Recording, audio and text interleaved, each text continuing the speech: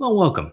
This is our anniversary family hour of the Yahowah blog. It is a great pleasure to be with you. We have a absolute full cast of characters, may even have a plus one here today. It was a year ago at this time that we launched our first Yahowah blog, and had no idea that it would still be going strong all this many episodes later. So we're delighted to have you. We've got Kevin, who you were part of the first Yahowah blog, along with that handsome fellow beneath you. That's Captain Kirk. So we have a man that is living right now in the middle of the winter zone. How are you doing up there? Doing well, staying warm inside, so I can't complain, you know? Yeah, boy, I read today even South Florida is freezing iguanas. So it's yes, a falling iguanas. blast. Yes. So Kirk, you look pretty good for a guy that was almost checked out here just a few days ago. It's the meds. It's the meds. Okay. Yeah. I hope that they upped your ante from gabapentin to something a little stronger. Everything else I get a hold to. Yeah. And you have what, 2 weeks to go of this portion? I think it's long. I think I've got about 18 more things to go. So. 18 more, so that's 3 weeks. I think so. A little over 3. Okay. And we have my good and longtime friend, Dr. Jeff. Looks like you're at home. I'm at home, keeping away from the ICE agents. Yeah, they invaded Phoenix area, didn't they? Sure did. They certainly did. The restaurants. You know, you don't have to, as a Jew, you don't have to worry too much about the brown shirts. They were hunting Hitler's political foes, just like these fellows are hunting the political foes of Trump. But if they upgrade from brown shirts, we had the night of the short knives, where just the head of the ICE was dispatched. But if they have the night of the long knives, then of course we're in serious trouble, and Jews have to duck because they were replaced by the SS, which isn't exactly terrific. All right, so and JB, good to see you. Hope all is going well. We heard your beast there let out a mighty howl as I guess Patty came home from work today. And we have Will O'Brien. This is a new opportunity for Will to be part of the family hour. We'll be with you in a moment, Will, but always great to see you. You and your son are tremendous covenant members. We have Leah over in the white chair with little Cara. She is the subject of tonight's program as we return to the last word picture.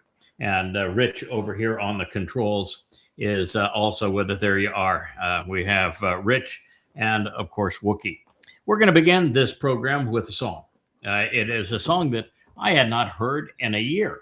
And I was saying, boy, I bet that song would be applicable to this program.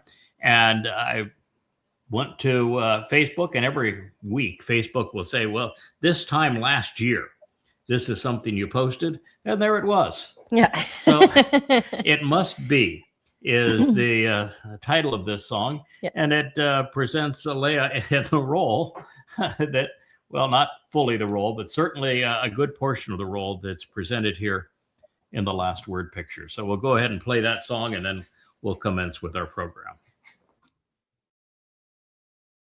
A longing for freedom and to live peacefully with her king.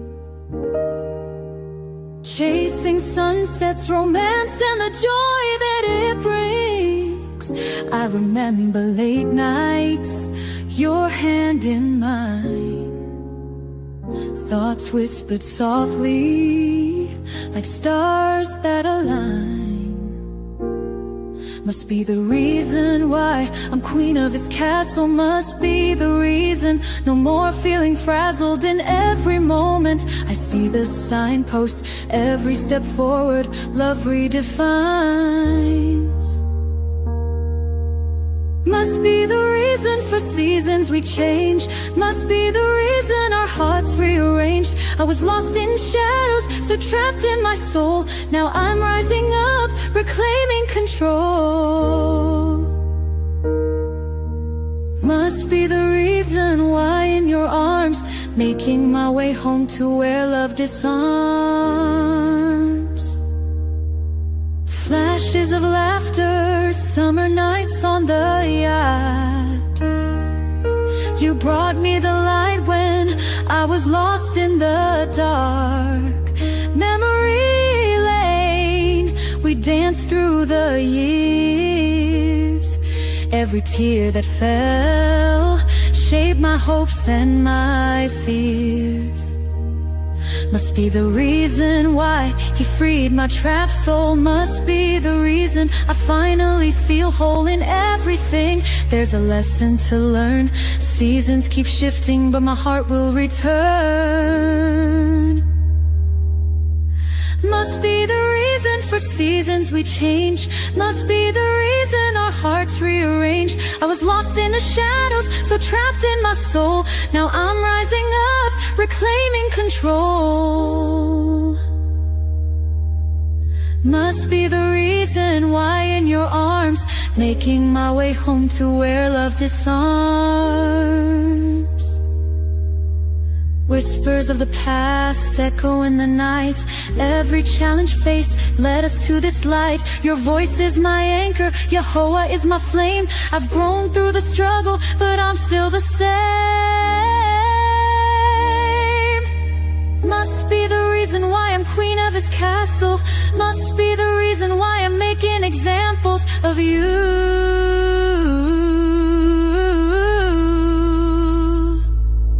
His voice calls out into the night. Challenge every fight and cry out unto him. Make Yada your anchor, make Yahweh your flame, and in due season make that change.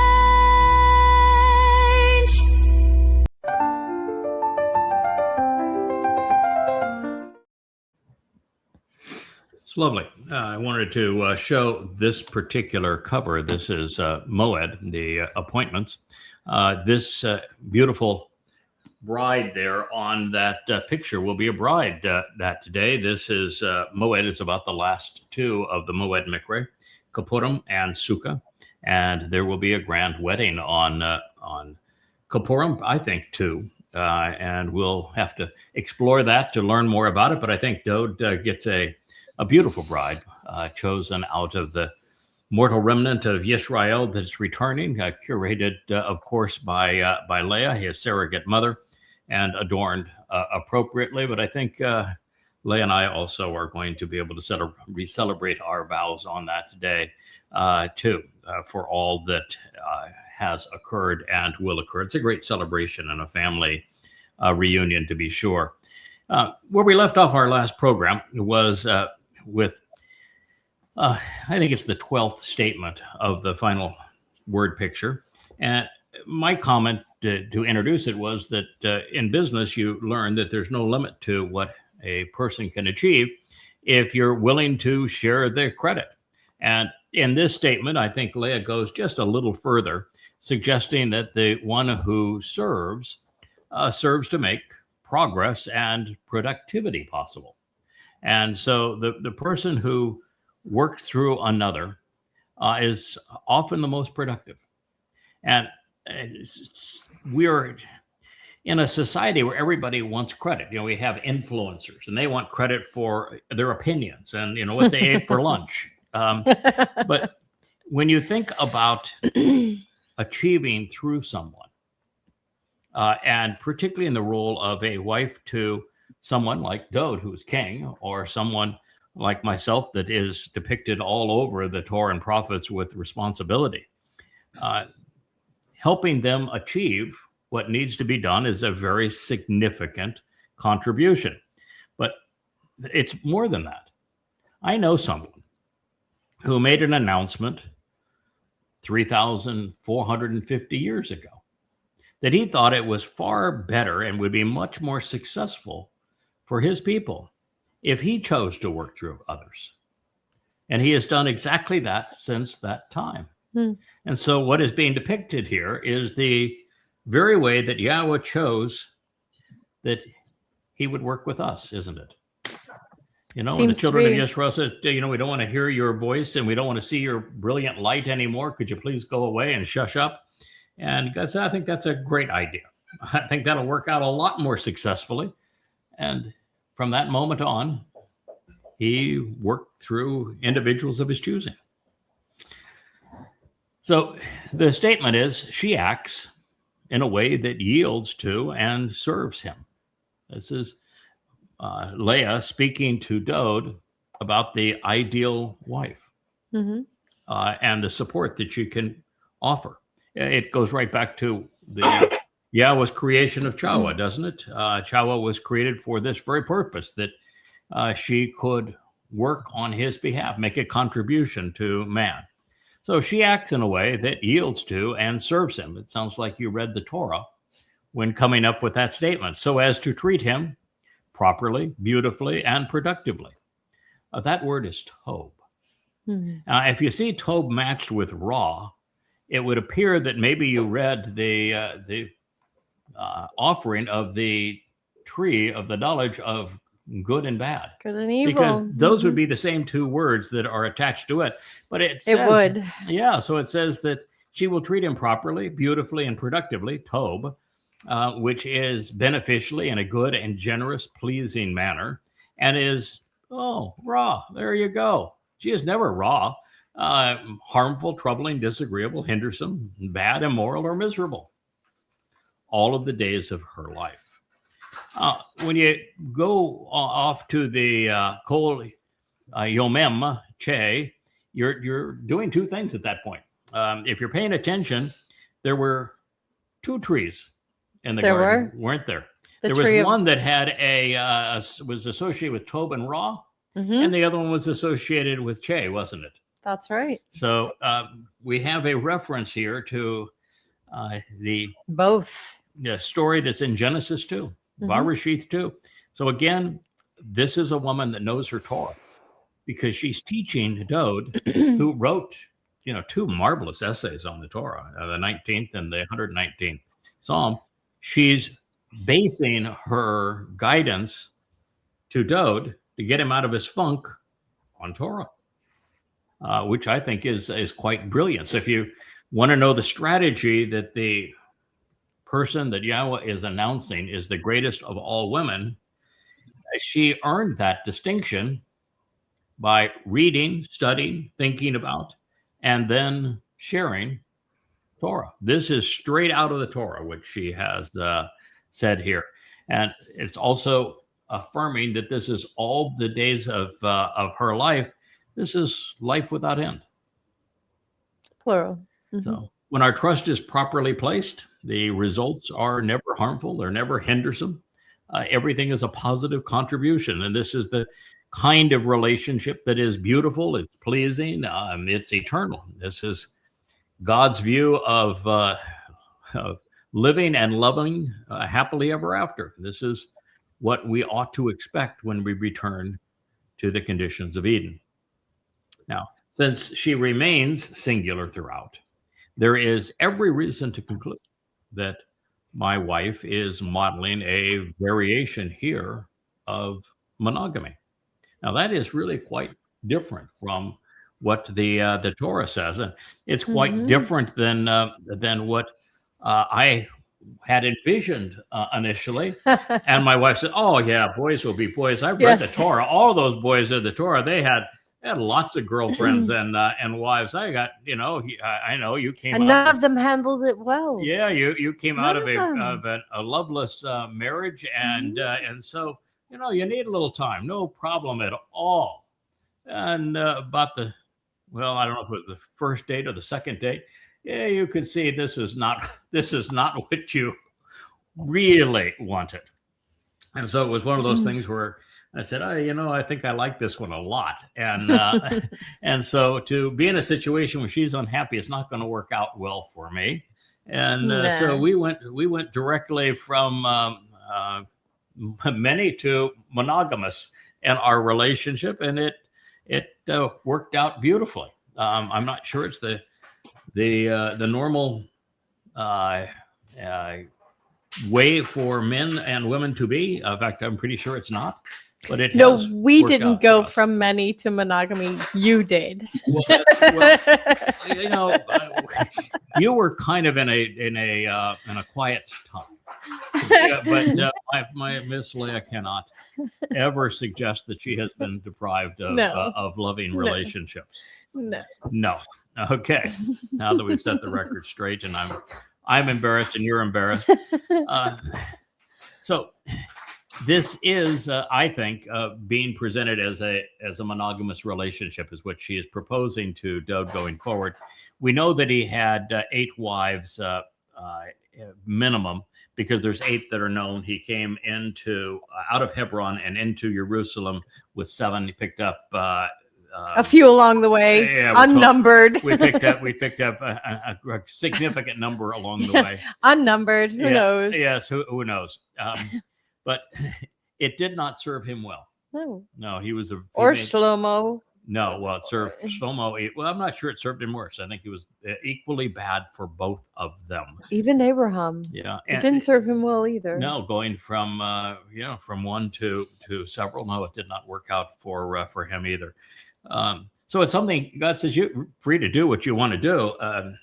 But boy, the evidence is that it's really not the best of ideas. I'm not sure it worked out very well for Yaakov either, to come to think of it. So, it's an interesting discussion to have. Mm-hmm. And this is sort of saying that, I think monogamy might work out fairly well. It's an undercurrent here. It's certainly not stated boldly, but I can see there's probably a lot of women out there saying, yeah, you go, Leah. Women are complex creatures. They are. So, almost every man, as I have shared, that is associated with Yahweh had multiple wives, and some many, including other sexual interests.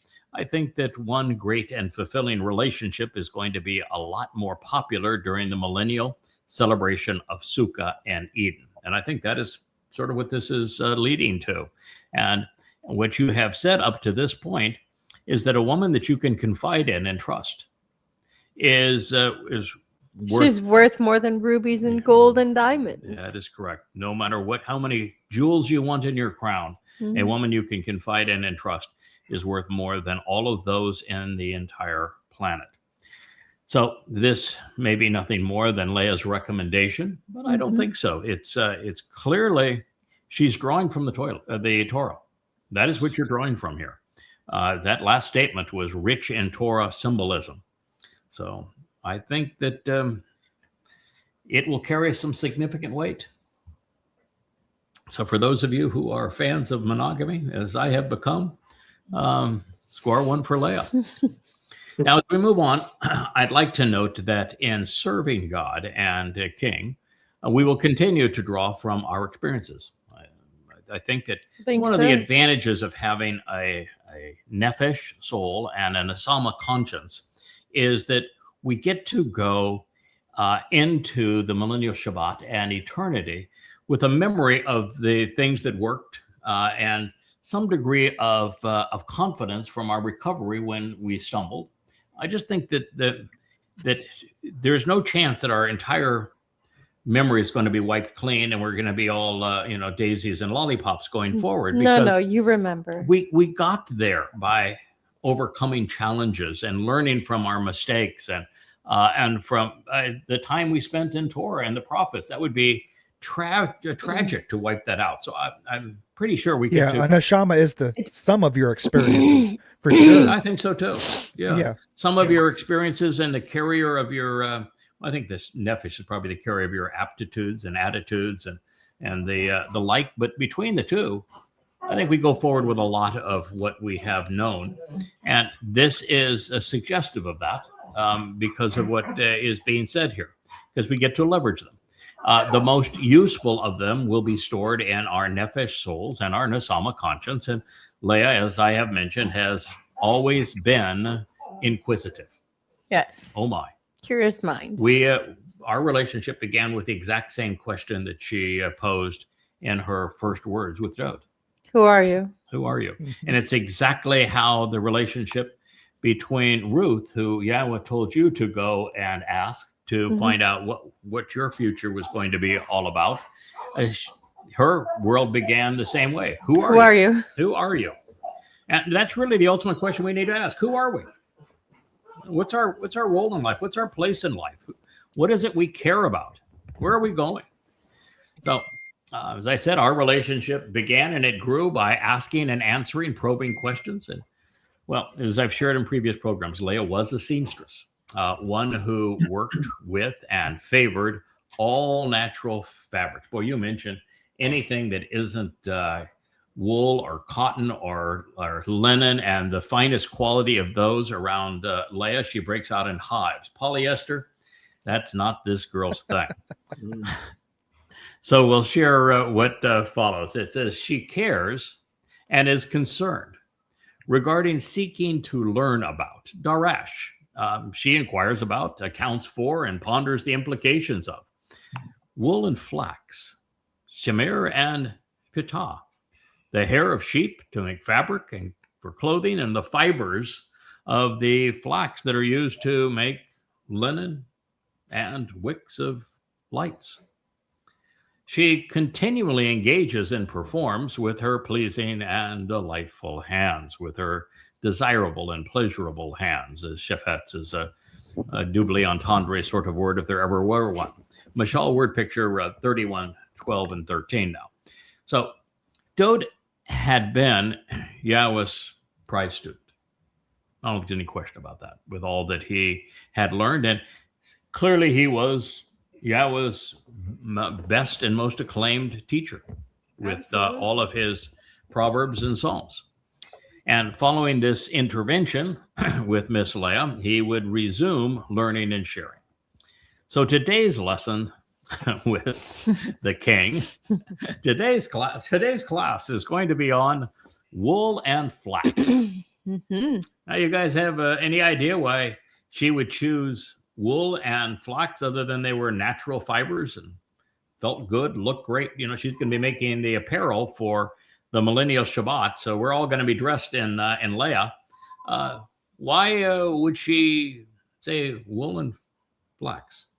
Wool from the lamb and flax in the spring. Flax from the blue that sets it. Yeah. She would have known that Dowd's role is to serve as the Passover lamb. Therefore, wool. And she would know that Dowd's role is also to serve as the high priest when he returns on Kippurim. So he begins with the lamb and therefore the wool of Passover, but he is also the fine linen of the regalia of the high priest when he anoints the mercy seat when he returns on Yom Kippurim. He will need some clothes. So he will need some clothes that are appropriate for wool to be worn. I mean, I am positive that Mr. Dowd was dressed in wool when he served as the Passover lamb. I mean, it's just a bit of symbolism. I mean, what are the odds that God would miss that symbolism? Right. Yeah, he's going to be dressed. Going that far. You're going that far. He's going to be dressed in wool. You know, zero chance of not. And so she's reminding him, you're going to be dressed in wool, and then you're going to be wearing the regalia of the high priest, so you're going to be dressed in fine linen. And I think it's brilliant to mention both. And again, what it says is, I know my Torah. I trust my Torah. And so with this lesson on flax and wool, Dowd would be known, of course, for both. 1,000 years after Leah's lecture, he would serve as the Passover lamb.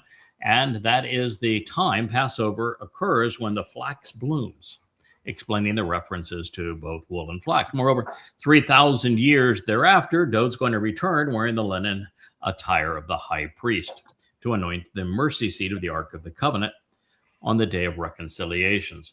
I'm going to do everything necessary to get it in the proper place. I think he can show up and anoint it. I'm going to even provide him the blood to anoint it. I'm going to be expecting him to follow through and sprinkle some of that on the mercy seat, no doubt about it. And Leah knows what we're all going to go through to get that done. And so this is a way of, okay, you know what? This is your job. A lot of people are engaged making this possible for you. Craig, fellas, and Leah, especially Yes. Leah. One of the things that's kept me going this past week and has actually kept me up while I contemplate the significance of it is no Amah, no Chag Matzah. Yes. That, when you think of the significance of that, step back and sell it. Mhm. I mean, Yeah. Well, you have an appreciation of that. Why, if there's no Amah, which is the role that Leah's playing here with Dowd, trying to get him back into a reconciled relationship with Yahuwah, so he has the trust and confidence to fulfill the Moed Mikre. What Jeff is essentially saying, if this meeting fails, if God didn't arrange this meeting, there would have been no Chag Matzah. it's No over. fulfillment of Chag Matzah. And without Chag Matzah being fulfilled, It's over. it's over. And the whole human experience is completely over. There's not one of the Moed Mikre is fulfilled. Even going forward, we're not going to fulfill Shavuot. We can't fulfill Shavuot without Bokurim. It's a result of Pesach, Matzah, and Bokurim. We can't fulfill Shavuot, and there'd be no one to benefit from Towrah, and no homecoming on Kippurim, and no one to re-enter the garden. That's how important this is. So I was reading this article about a Greek female translator who went back into the Greek epics. Mhm. And what she had learned is that all of the women, heroic or not, had been absolutely written out of the stories. Mm-hmm. The rabbis have done the same thing to Jewish women. Mm-hmm. Yeah. And there's a reason why they don't want girls to read the Torah. There really is. Correct. And they know it. Correct. Now, they don't want Dowd returning as their Messiah. No. They don't want the Moed Mikre fulfilled. No. They don't want any association with. No, with it would Yah- hurt They don't their even want to be Yahuwd anymore, which is a blend of Yahweh's name and Dowd's name. They want to be Jews. They should go live in Ukraine.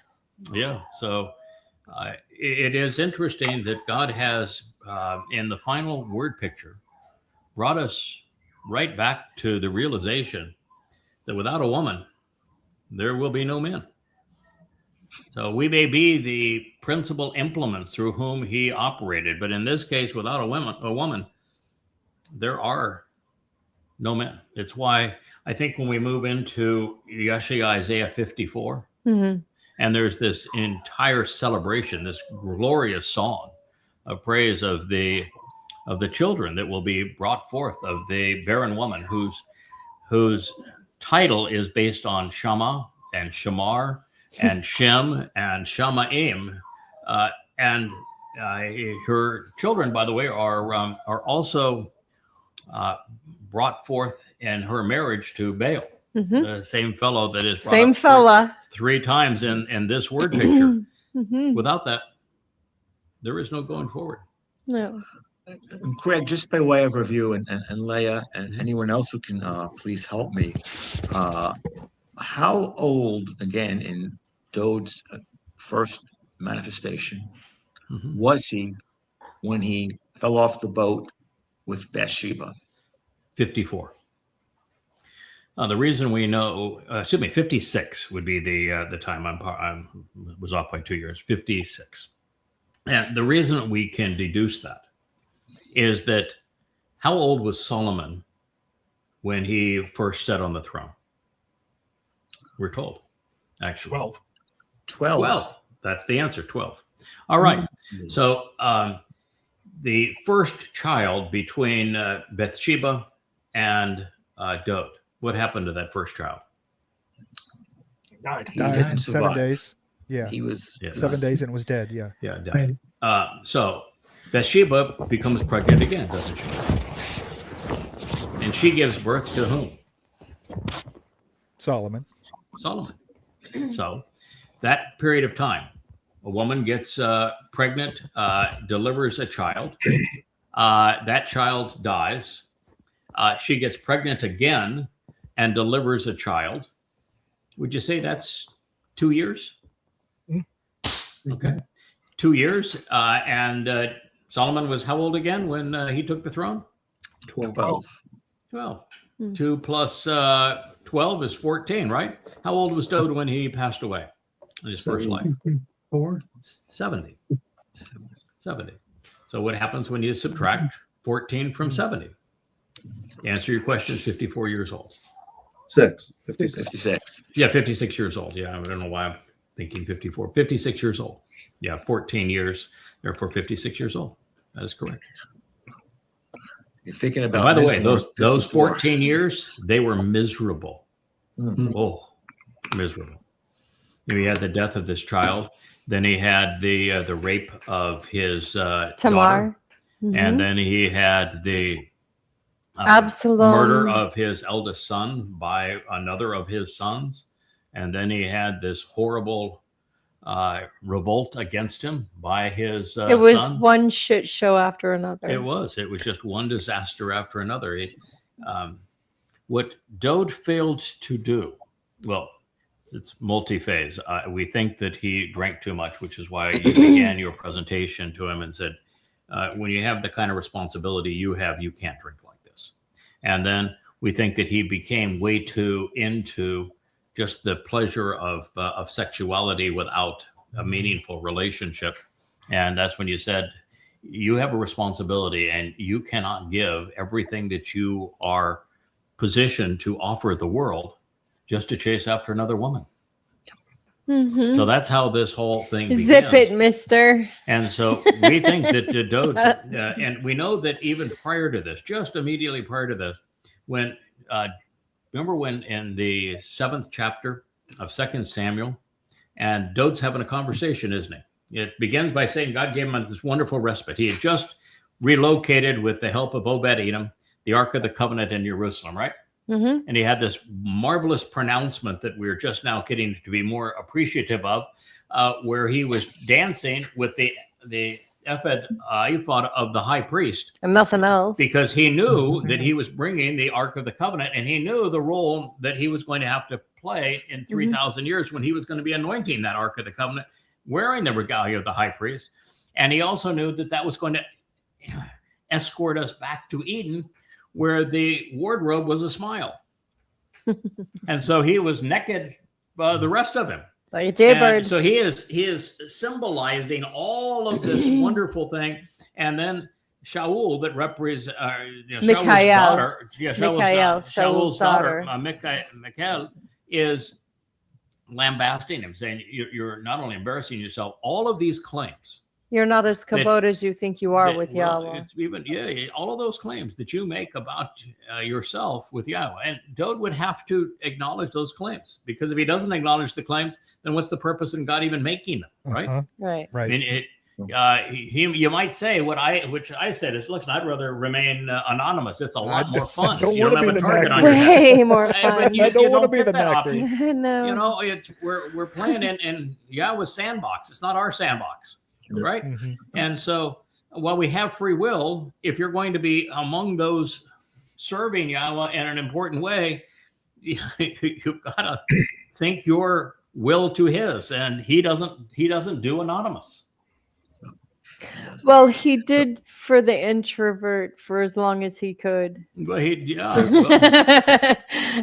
right. He did free. made concessions for me. Well, I think It's been just there the whole because- time. Yeah, it was there the whole time.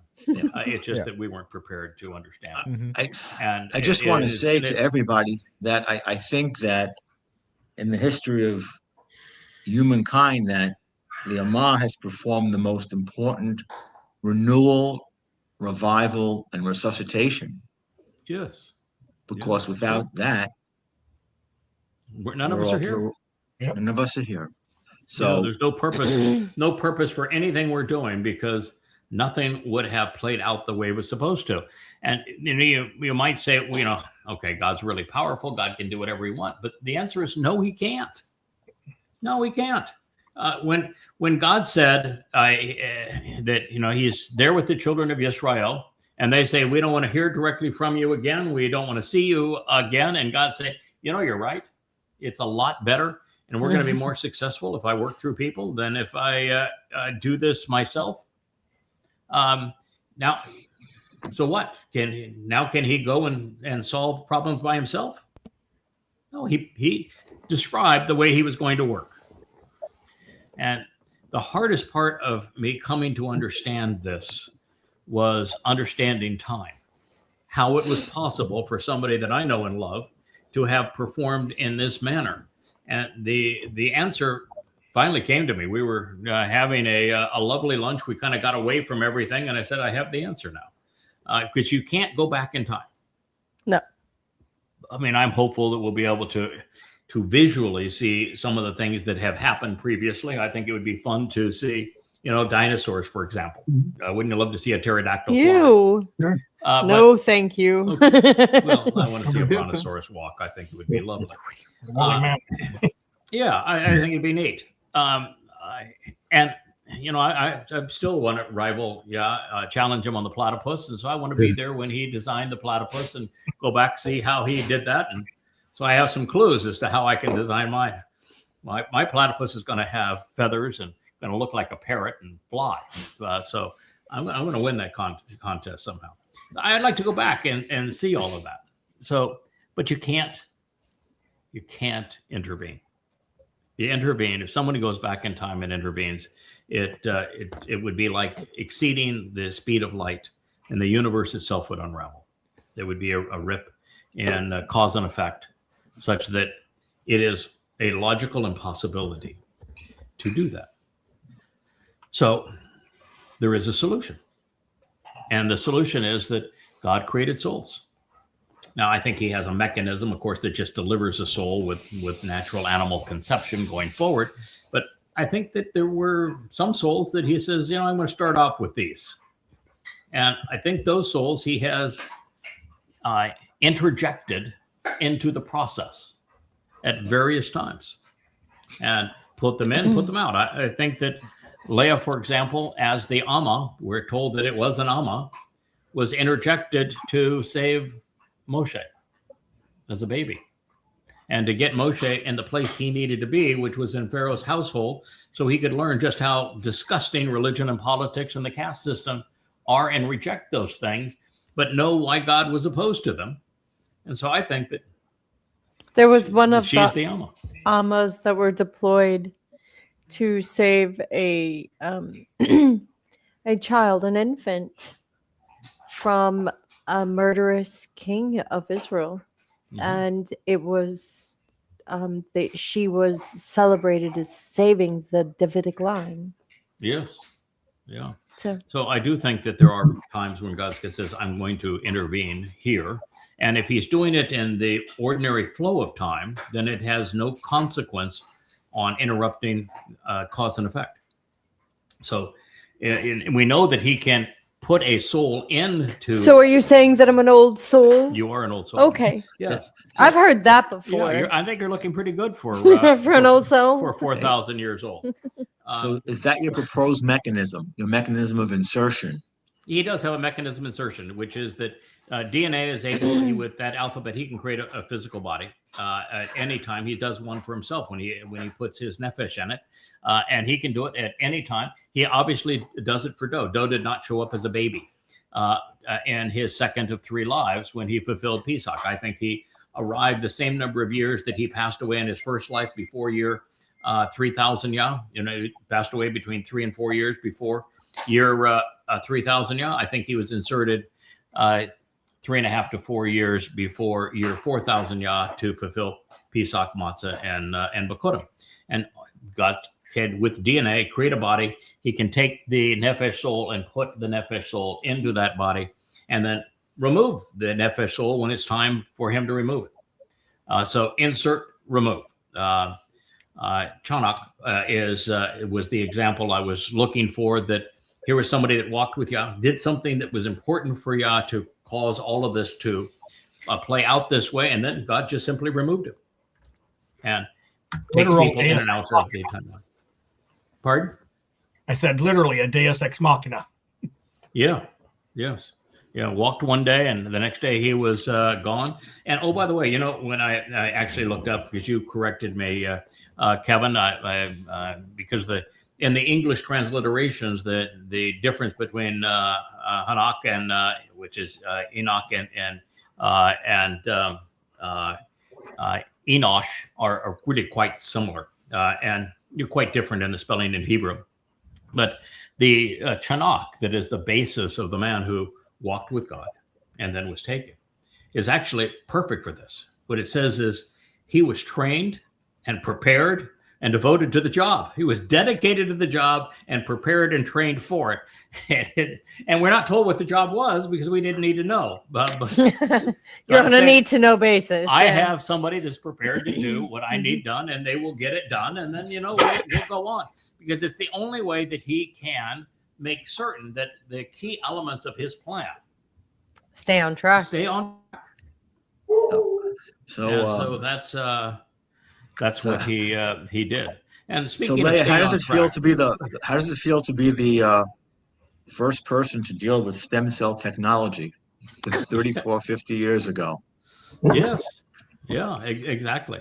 Yeah, I think it's actually a beautiful concept when you understand how this is possible from God's point of view and why he would do it this way.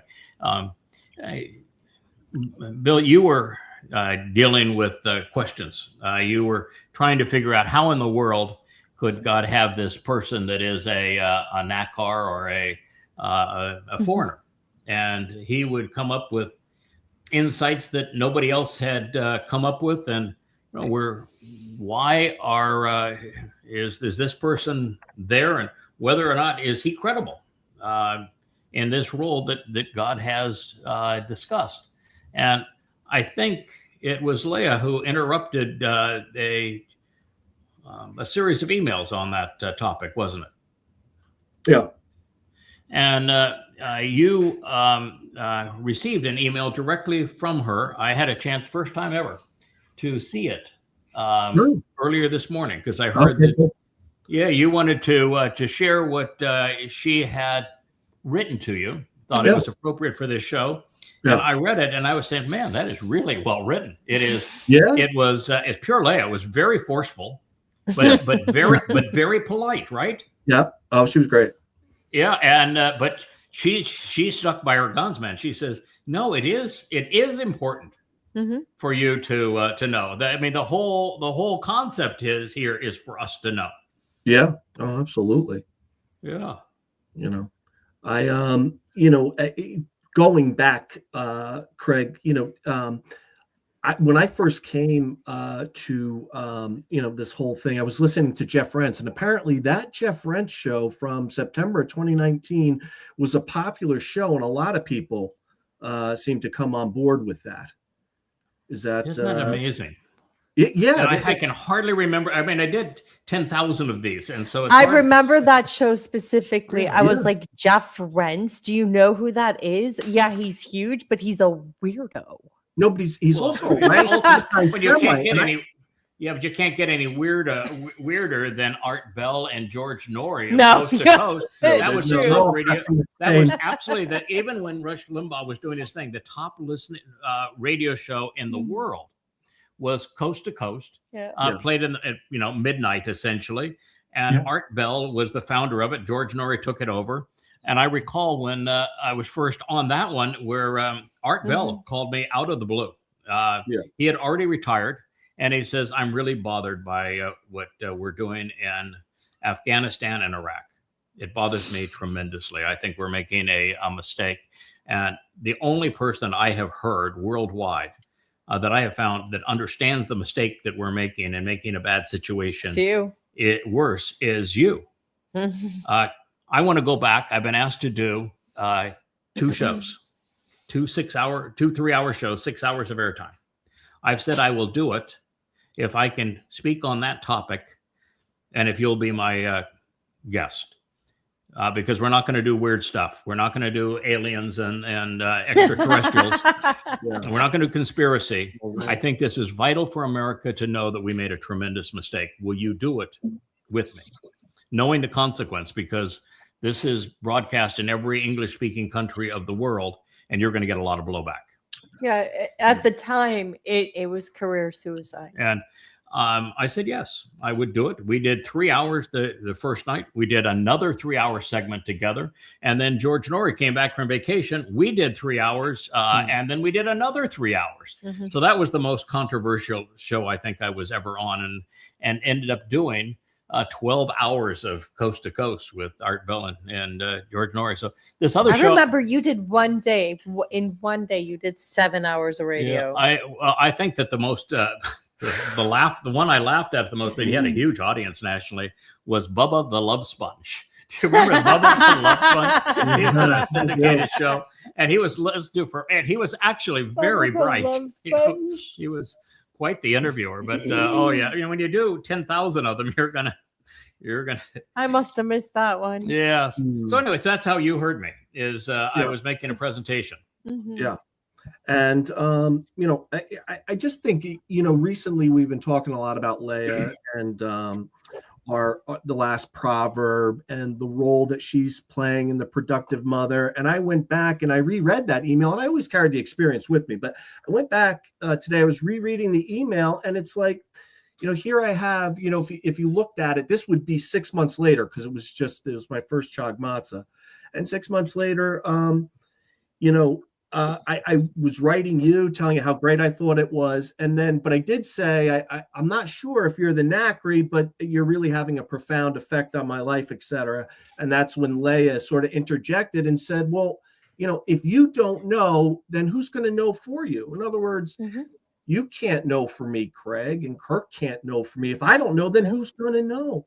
So, what a great piece of advice to get early on, because you talk about BN, right? Well, you have all these disparate points of knowledge, and then you pull them together for understanding, but you can't even get there if you don't have the knowledge. And so she was saying, you've got to be better at knowing. And so we can also make those public, Leah, if you're comfortable. I'm certainly we'll do that. And let me tell you, I think that the reason that she said that, beyond the fact that she's driven by knowing, she is not a belief or opinion girl. She is driven by knowing. It's like if somebody asks me, what do you believe? I don't believe anything. I either know or I don't know. Nothing. I don't believe anything. But what she's saying is the answer that Yahweh gave to Miriam when Miriam said, we also speak for God. And that is, if you're speaking for God, not only is that person going to know it, like Moshe knew it, but everyone else. I will have made it clear that that person is someone that I'm speaking for. And you find that you get the Yahweh stamp of approval. He will let you know. Right. You find that the Torah is filled with these references from the Lesser Luminary and Bereshith 1 to the Tree of Knowledge, and Bereshith 2 that is then tied to the Choder and Yashaya 11, and using the same exact terminology. But when we talked about the Nakri the first time, we were looking at 2 Chronicles 6. Yes. And the reason we were looking there, because the Zeroah is what took us to that presentation. And when we were there, there's this probably the most profoundly stunning prophecy anywhere in the Torah, prophets, and Psalms about this Nakri that's going to come in the last days. And it's really important for Israel to listen to him and respond to him. But the interesting thing, Will, is that is not the first mention by a long shot of the Nakri. That's right. No. That's right. The Nakri has an entire chapter of Devarim. So Moshe kicks it right off and said, this is the guy that is going to come in the end, and he's the guy that's going to get you resolved in your relationship with Yahweh. Yeah.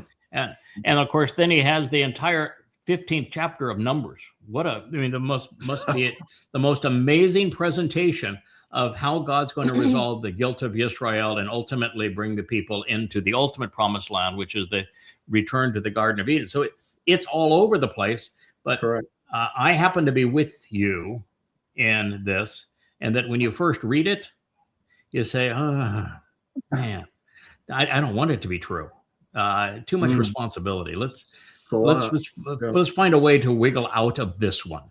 And then you read the second, and then the third, and then the fourth. And by the time you've seen it, several hundred times, and there's nobody else that fits the role, and what you're doing with Yahweh is a perfect match for it. After a while, you say, okay, I guess God doesn't do anonymous when he's telling us is the same thing he told Miriam and Aaron when speaking on behalf of Moshe. By the way, do you know what God said is the reason that he worked with Moshe? He was the most at something. He was the most responsive. That is correct. Yeah, he was. Yeah, yeah. He was the most anah of all humans. He was the most responsive, which means the only thing that you need to be willing to do to be chosen for this job show up. Is to show up. Show up. Just to show up. You know, I've always said I won the job by default. I was the only person that showed up. Yeah. So there you go. So, okay, we're going to go ahead and share them. Will, by the way, you are probably the only person in well, you and I now share something in common. There are now 2 wins, of which Leah is now the more famous win. Based upon the last word picture, you may not be the most beloved and famous O'Brien in our group. Oh, yeah, it could be your son. Oh, yeah. He's really taking the whole thing by awesome. Yeah. I was just going to be honest with you. You know, I'm now playing second fiddle to my wife, and I rather like that role. But your son is a superstar in our family and much beloved. Thank you, Bill. I'm going to say something to you as a fellow Northeasterner. Your aptitude is amazing. Your son is amazing. Thank you. I'm going to make this very easy for you. Okay. LTL, bro. LTL.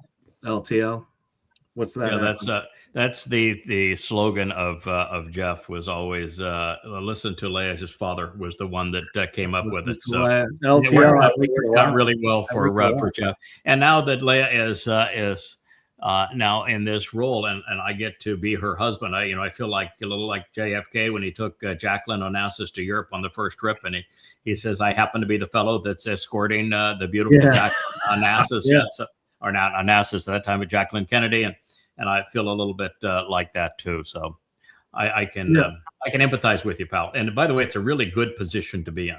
Yes, it is. I like the attention deflected away from me. But, I do want to say, Yada, over these, last year or so, Leah has really taken it on the chin with this sort of this other group, D and her cohorts.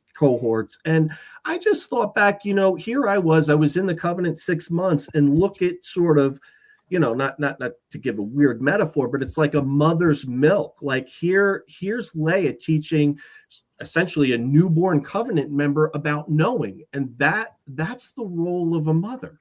Yes, it is. So my experience with Leah is wonderful. And listen, she wasn't rude. She was just being very straight up. But this was an important thing for me to get. It wasn't really optional. Either you're the supreme knower in your life. So either you can know for yourself or you can't. And so she put it out there as such. And then I walked with that this whole time. So that's just that's the fruit of a mother. And so I just, I felt very defensive over Leah, recently with all this that's going on. And then when I came across that story, I said, oh my God, this is really something I think important for the family to know. I will also tell you, Will, there is somebody that is far more defensive of Leah than you and me. Yeah. Or Dr. Jeff. Yeah. That happens to be Yahowah. Yeah. When we read Yashaya 56 and 57, and then 54, and then this mashal here, and what the answer was when you go ask Ruth and who Leah was and what she had to say, man, if there is no woman on earth who's ever been more beloved and supported. So Yahweh also has her back, and it is typical Yahweh. In other words, Yahweh doesn't say that's my woman, that's my girl, that's the mother of mothers, that's the most productive mother, that is the one who is delivering the benefits and the blessings, until you've proven that you can be trusted. And you can't prove that you haven't been trusted until you're viciously attacked and recover from it. Yeah. Several times. Yeah. So I'll tell you a little secret. Even my enemy knows that Yahweh loves me. Yeah. She Yeah. was the first to tell me so. Yeah. Yeah. It's pretty obvious. So you want to share that? I don't know if it's 1 or 2 letters, but go ahead. Go ahead, Will. Oh, what, the emails? Yeah. You feel free to share them.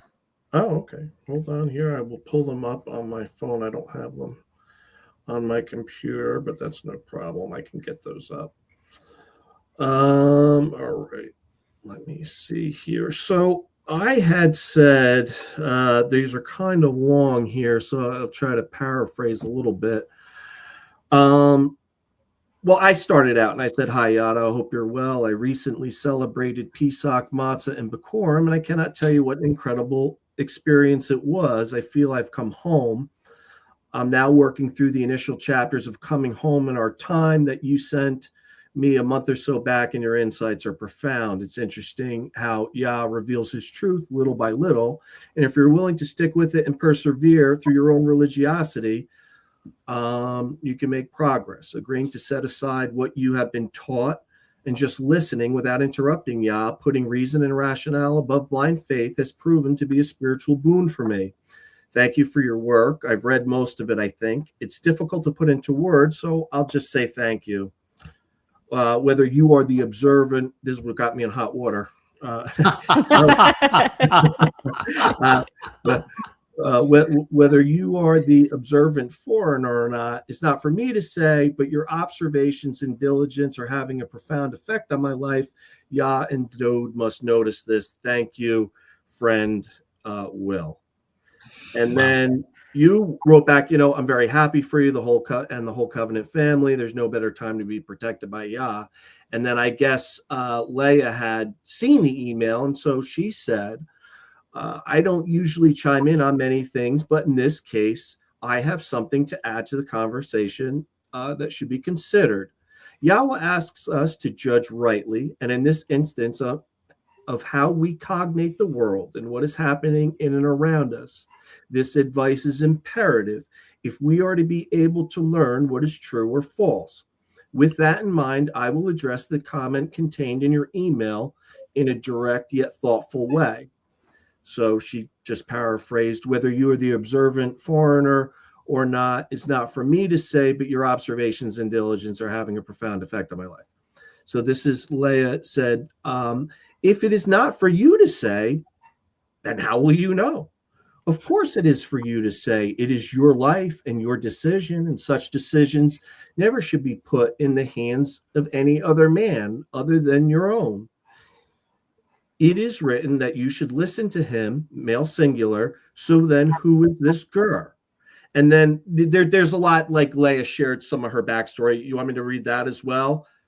Or do you just want? No, you can, sure. Yeah, it's good. We're all very personal. It's she doesn't have any good secrets anymore. No, Thanks to somebody.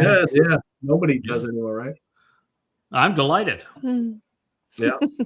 My first interaction with Yada was very confrontational. For centuries, Yehudi have been told that whatever you do, never trust Goyim. Do not marry them. Do not mingle with them. Do not become close, and do not do business with them, if possible. And above all else, never trust them. It is no secret that my tribe came to this conclusion. Even Yahweh supports the idea and put it into our minds. However, this is a big deal. There is one singular exception outlined clearly in the Torah, located in Shalomo's dedication words on Mount Moriah. And if we are not able to decide for ourselves who this person is, well, then it is all worth nothing, isn't it? Our ability to choose freely between Paul and Dowd is clear, cut and dry, and our ability to choose religion and liberation is also. But why stop there? That would be illogical and detrimental to knowing. Shouldn't it be core to all of our decisions to be judgmental? If not, then how can anyone be right or accurate? I was extremely judgmental with Yada in our first communique, and I had a solid reason backed by Towrah and by our history to have that stance. Doubt should be in our interest, for without it, one would never question. And I had questions. I questioned him as to why he was interested in our books and how we knew the Ruach Kodesh was feminine. and why he loved Hebrew words when he was not from our tribe. And why would a Goyim love our books and be able to ascertain more correctly than we have? These things perplexed me, and why not? I still question him about topics all the time, but I no longer question the role Yada plays as the gur, because either you know or you don't. It is, and this is the emphasis that Leah added, it is for you to say, it is for you to determine, it is for you to decide, and it is vitally important that you think, feel, and know that you are accurate. I mean, guys, this is priceless. I mean, the valuable advice I got so early on, and now looking back at it, because, at that time I didn't have the right perspective. I didn't realize what I had been given. It was so much more valuable. I thought she was just giving me a hard time, and I wasn't responding. But she was, sometimes when you're young and your mom reprimands you or calls you account, it's not a lot of fun. And then when you look back, you're like, wow, my God, she told me that because it was so critical for the walk. Yeah, and actually, she wasn't reprimanding you. She was encouraging you. Yes, she was encouraging you. Yeah, by the way, I get it. I get the exact same treatment all the time. Yeah, I'm sure. Yeah. Oh yeah, if God has another presentation, another chapter of the work we're doing together, I'll just say, oh come on, it's just too much already. I mean, come on, God, we got to tone it down. I got too many targets on me. Could you please just tone it down a little bit? And I said, Leah, I really don't want to go there. Let's deal with our plate's already full. Let's not add to it. And she'll come off just as exactly the way that she did with you. Suck it up, Buttercup. Yeah, so it's encouragement to step up and do the right thing. It's not a rebuke. Let me because nobody lives in your skin but you. It's caring and a chab. It's caring and a chab. Trust me on that one. Yeah. Let me read this last paragraph because I think it really kind of shows where Leah was coming from. It says, I say this with the utmost respect and kindness, both for you as an individual thinker and as a person with feelings and judgment. Yes, it is for you to decide, especially if this person is having a profound effect on your life. If not, how will we know? Not knowing is a dangerous position. Question everything always in all kindness, Leah. So that's really great, guys. And I'm just so glad I was able to share that experience I had with Leah. And so I've always had a lot of respect for her, even though we don't really interact, over anything. But that was beautifully written. Thank you. It really was. Thank you. And the part that you were a little hesitant to share, which was her personal backstory, is actually as important in that as any other, because as Dr. Jeff knows, and the Jewish community, they have misinterpreted the Yahweh's instruction on the goy. Yes. What they have, because God has, goy can participate in everything. If there's a goy that's hanging out with you and a goy that is interested in what you're doing and realizes that the same Torah, same Pesach, same everything for the goy that there is for the Yehudim, what God said is absolutely include them.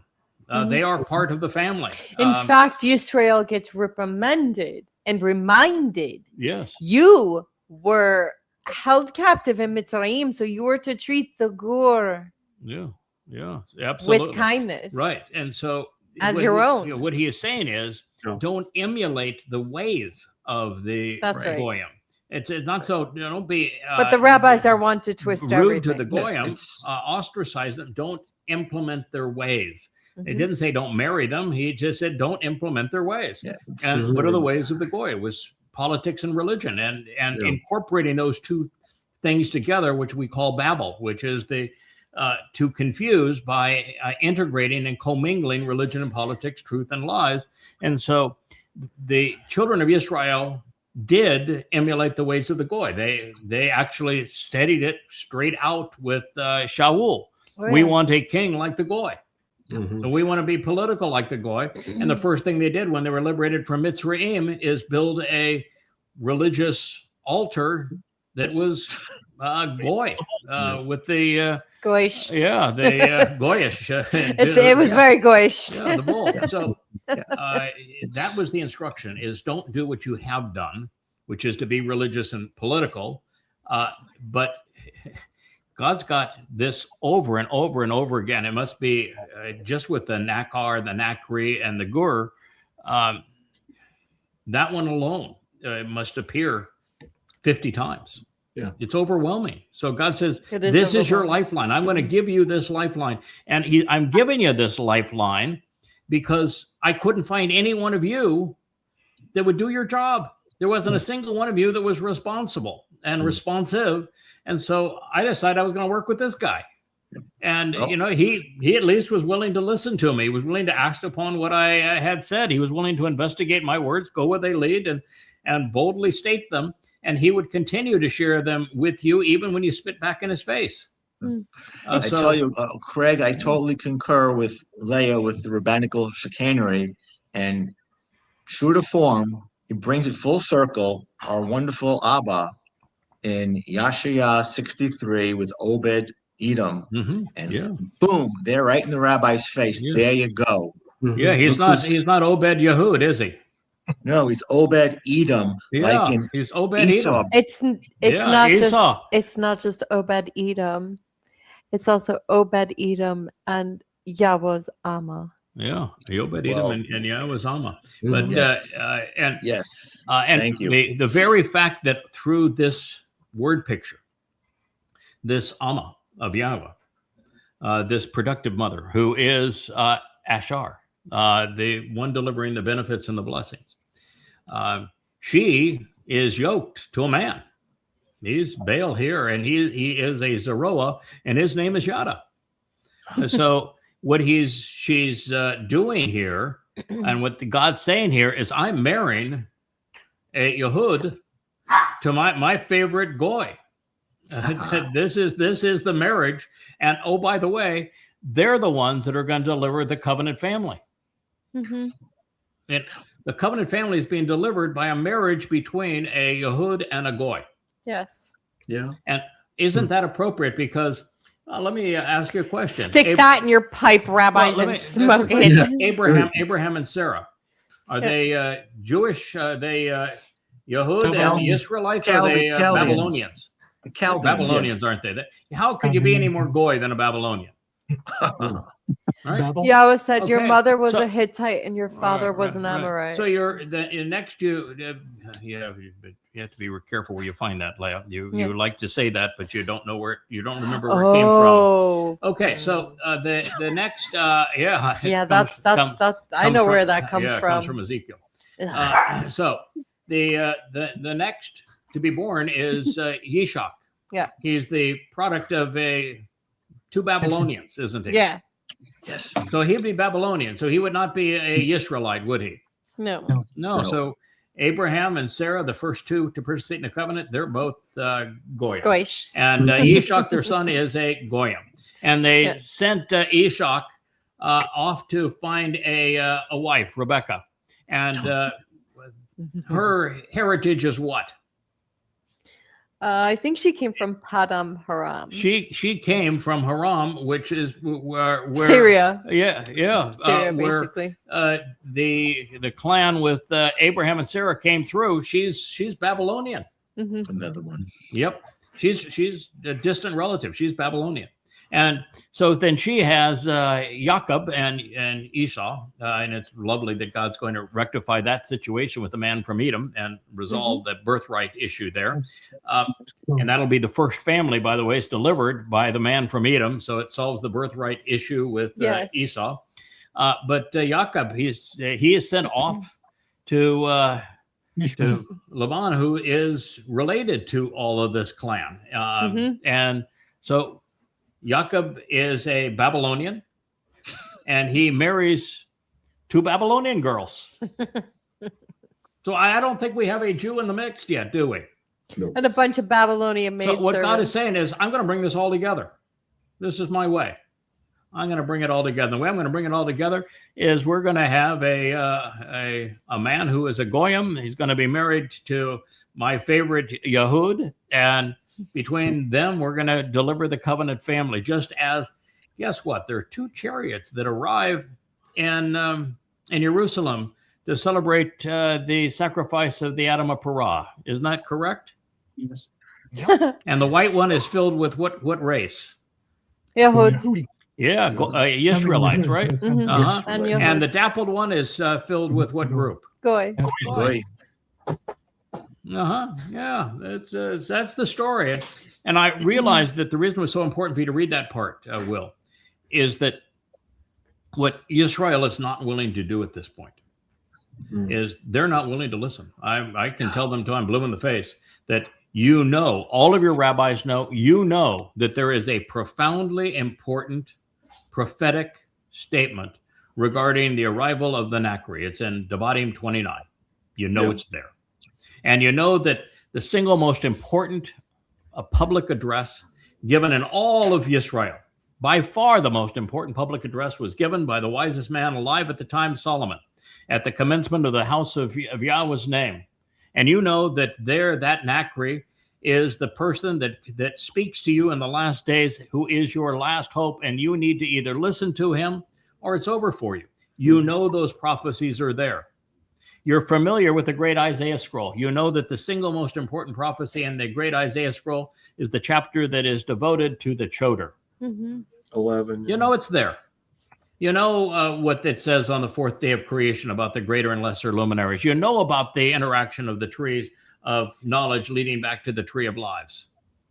Yes, here's This is your story. You know this story. And why are you not acknowledging it? Why are you chasing after an unnamed Messiah when there is virtually nothing prophetic said about the arrival of an unnamed Messiah? Okay, so I can go back to the story of Adam. You can know, but Yahweh can't make you care. No, There it you can't go. make you be observant. No. That was the whole test that Adam, first man, failed. Mhm. He was That there, but makes he it was not worse. observant. He What was Leia's there, saying, but he that didn't makes- engage in the That makes relationship. it worse. That makes it much worse to know Of course it and then does. essentially, basically choke the life out of your people. Right. That's the thing that you mentioned, this other clique that has been so vicious and demeaning to the woman that God cares so much about.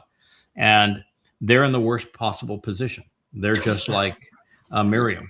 They were there given the opportunity to know and absolutely had all access to knowing, and then turned their backs and became vicious in attacking and demeaning.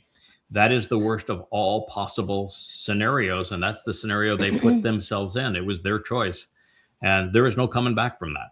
Let Yahweh judge between her and I. Oh, he's already has. It's one is the very definition of Shamaim, which is the as we'll get into eventually, Yeshaya 54. You're introduced as the Shamam, and Shamam is basically Shama and Shamar with a dose of Shem, name, and Shamaim, heaven, all rolled into one with an extra mem, which is the an emphasis on the water that breaks when a mother delivers And a child, Mhm. and a new life is born.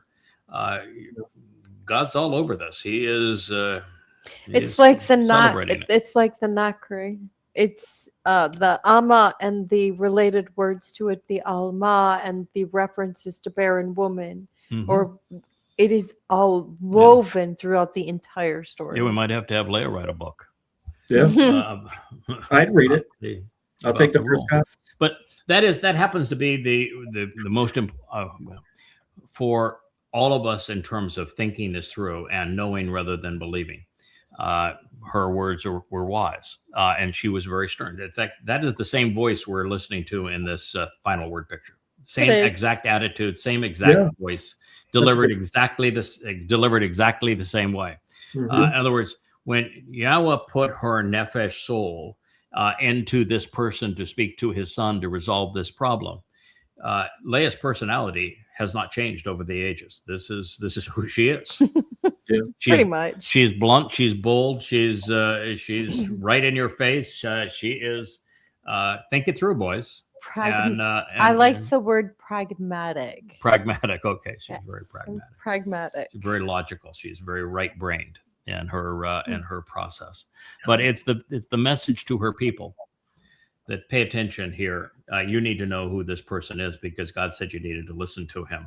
and you haven't been listening, and things have gone very bad for you as Israelites, and they're going to get a whole lot worse over these next 7 years. Yes. And you've been given a lifeline, and there are countless prophecies about this lifeline, and you're fixated on an unnamed Messiah where there are no prophecies, and you're completely ignorant of this lifeline, of which there are 1,000 mentions throughout the Torah and prophets, beginning in the first chapter of the first book of the Torah and running all the way through the last statement in the last paragraph of the last of the prophets of Malachi.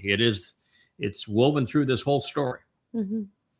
And now we know that there's also a layer to it that God says, I'm going to provide a marriage for the two of them. And that marriage, that family is going to be, that's the couple that bears the covenant children. Because it says everywhere that the role that God has asked me to play is to deliver the covenant family to Dowd.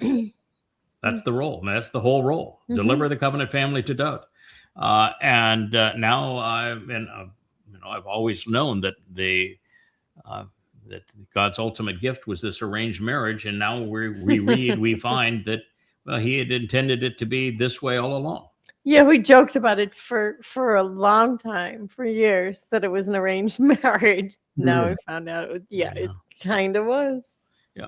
So returning just to this narrative, there is no hiding from the fact, and thank you, Will, for sharing that. Yes, and you know that the way that we work this is that if you've got a question or a comment, you jump right in. You have to step on me pretty hard to get my attention. My whole one of there's just laughing. Kirk, of course, is as well. I am not known for having a shortage of words. No. But nor has anyone that's ever associated with Yahweh. You don't find Moshe tripping on his tongue. He laid it all out there, and Dowd certainly was the most verbose of all of the prophets. And my favorite prophet, Yeshayah, had a lot to say. Mm-hmm. And there's a lot to communicate, and I'm going to fill every moment that's available to me. And my favorite is to be interrupted and have somebody else add to it, because when we have the opportunity to do what you just did, Will, it is so much more reassuring and reinforcing than just to have me share what I'm learning. Because what it means is that the message is resonating within you, and now you can convey it in a way with conviction. And that is the multiplicitous synergy that Yahweh is trying to achieve with the covenant family. He wants this whole family to engage and to make a contribution. And I'm also proof that we're growing. We're growing. Mm-hmm. Right. I'm proof that we're growing. I mean, that they gave me great advice. I followed it. And now I'm not an expert knower, but I certainly know a lot more than I did. And I'm able to make the connections now. Mm-hmm. So that was a great foundational piece that she gave me, for sure. Yes. Yeah. That's what we're all about. So now, as we return to this narrative, there really is no hiding from the fact that when it says her hands are quite pleasurable, that Leah is trying to reach Dowd where he is. And where was Dowd? He was into the sensual pleasures of a woman. He was thinking with the other head. He was. So my wife is going to reach him and say, in the right kind of marriage, your wife is going to know what you need, and she's going to give you what you need. You're going to be really happy. But you need to also, sometimes Leah will walk in and I'll be, I'm a guy, I'm a very visual creature, and say, wow, you're really looking great. She said, no, I'm up here a little higher. A little higher. Yeah, a little higher. Yeah. And that's kind of what she's saying. I have no issue with you being pleased with what I look like. But it's bright and beautiful. Bright comes before the beauty, and both are important if you're going to have a loving relationship. And so she is needling him with the brilliance part and the Torah instructions, while also hitting him where he is, and says, your wife can be very pleasing to you. She's going to know what it is that is pleasing to you, because she's going to care about you. And she wants you to be satisfied. Now, the advantage of this for all of us is that there really are very few things in life that are as empowering, as enabling, as reassuring, as enjoyable as being intimate with somebody you trust explicitly, that cares deeply about you, and that you're interested in pleasing one another. That, I mean, that is a really good thing. And not very Even few people Wookie actually loves get to it. it. Yeah, very few people get to actually experience it the way that it was designed to work. And what Leah is doing is she's advocating for that. Mhm. You know, and also she's saying, hey, man, if you got one woman that knows what she's doing, You don't need 10. you don't need 10. Mhm. Well, in fact, 10 is counterproductive. If you got one that knows what they're doing, that's a lot better than 10. Go for quality, not Right. quantity. So this is, it's very much like the covenant. God's not going for quantity with the covenant. He's going for quality. There you go, Yeah. boys. And there's a bit, I'm telling him basically, there's a difference between love and lust. Boys ought to learn. Yeah. That's the difference between a boy and a man. Yeah. So I just want to say that there really is no hiding from the realization in this Mizmowr. And this is one of the reasons why I'm glad that we have a more grown up and mature group of women that are part of the covenant. You know, in fact, I think it's universal with them now that there's some 20 women that are really very active and commenting on Torah related things. And they're all much more mature. So if God's going to talk about something that has a sensual nature, they're not all freaked out. And that used to be the covenant. I mean, every time that I would write about, well, God said this, they said, well, you can't say that. And I said, well, he wrote about it. I'm not going to shy away from it.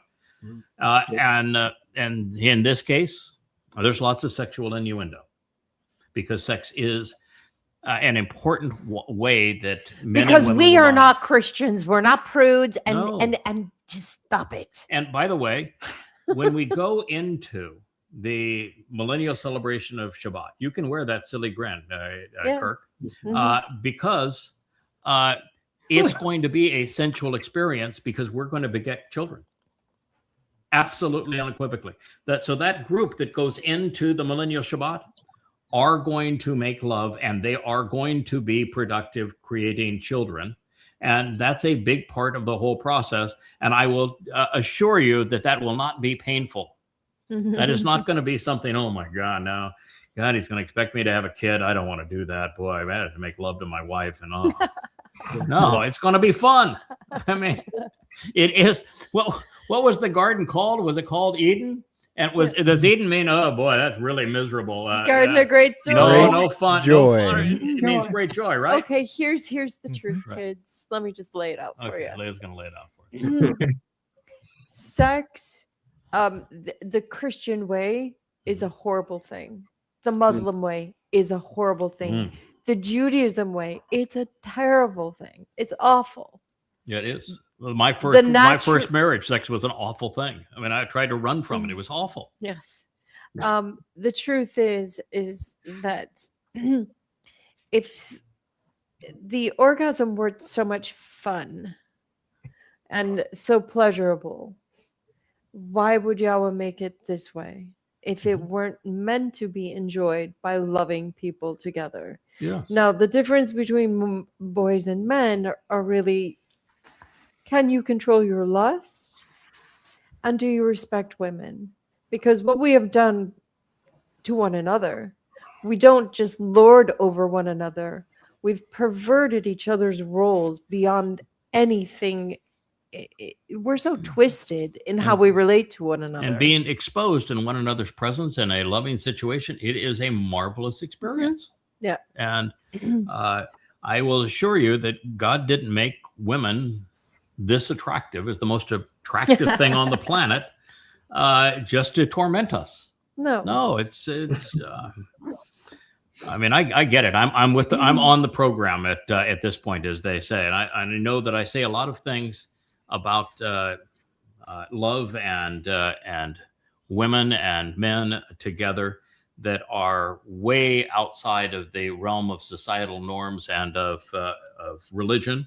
But I think they're consistent with what God's saying. I've studied the Torah, and this is what God says. You know, I don't want you to pervert this. Don't sex with in the family with the children and with parents, and that's really, really bad. Stealing another man's wife, which is what Dowd did, really, really bad. That shows that you can't be trusted. Murder is bad. Yes. And bestiality, really, really bad. bad. Don't do that. Yeah. Taking advantage of a person that's a fallen warrior and sodomizing them, that's really, really Horrible. bad. Don't do those things.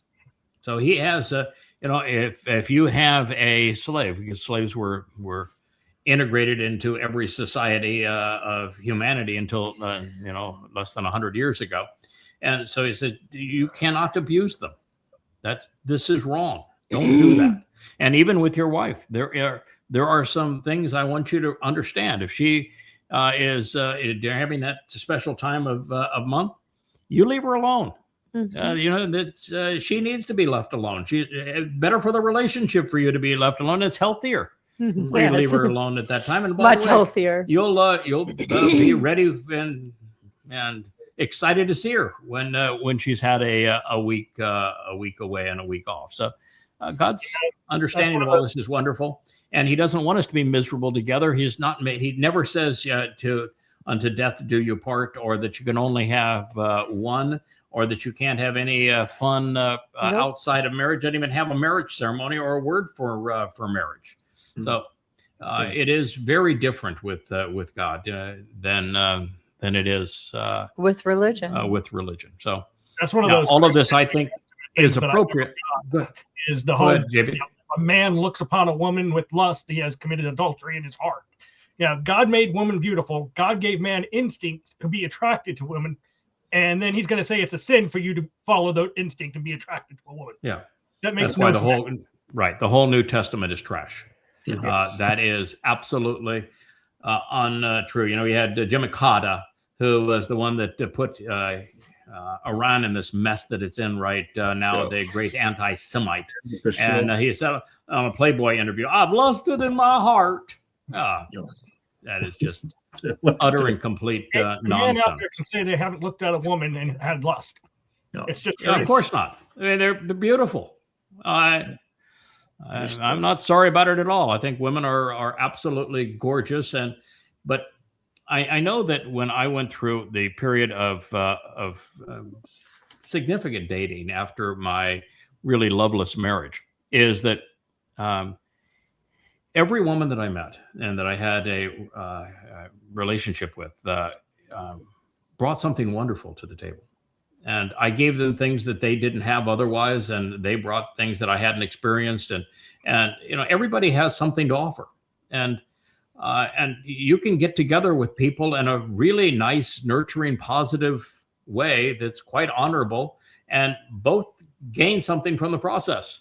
But what I also found is that there is this thing of completeness and of being able to relate on a very meaningful level and developing trust. And when you have that, oh my, then everything is literally, Edenish, loving, supportive. I mean, people always talk about this show, that when Leigh does the show and I'm talking about her or I'm looking at her, that I have a little twinkle in my eye. Yeah, I think she's beautiful. We have a marvelous relationship together. And it is so much better when you find one person that meets all of those things that you're looking for and really completes you, and that you can have confidence, and you can also give them what they need and what they want in their lives. And it's a marvelous thing. So anyway, the double entendres here were appropriate, because it's true that Dowd was overly fixated on the sexual rather than the contribution of the partners on other levels. I mean, there's no discussion that Dowd has with anybody that he is married to that says, this is a really intellectual woman, and I'm learning from her, and she's contributing to me, and we're going to go talk Torah.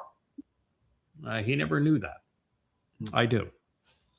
And in this case, because both are better than one, when you have that kind of a relationship. So it was a conversation between adults with the hope that we would be mature enough to process it as well, which is why I think God waited towards the end of our growth together for us to confront this, so we can speak of it in a very mature way.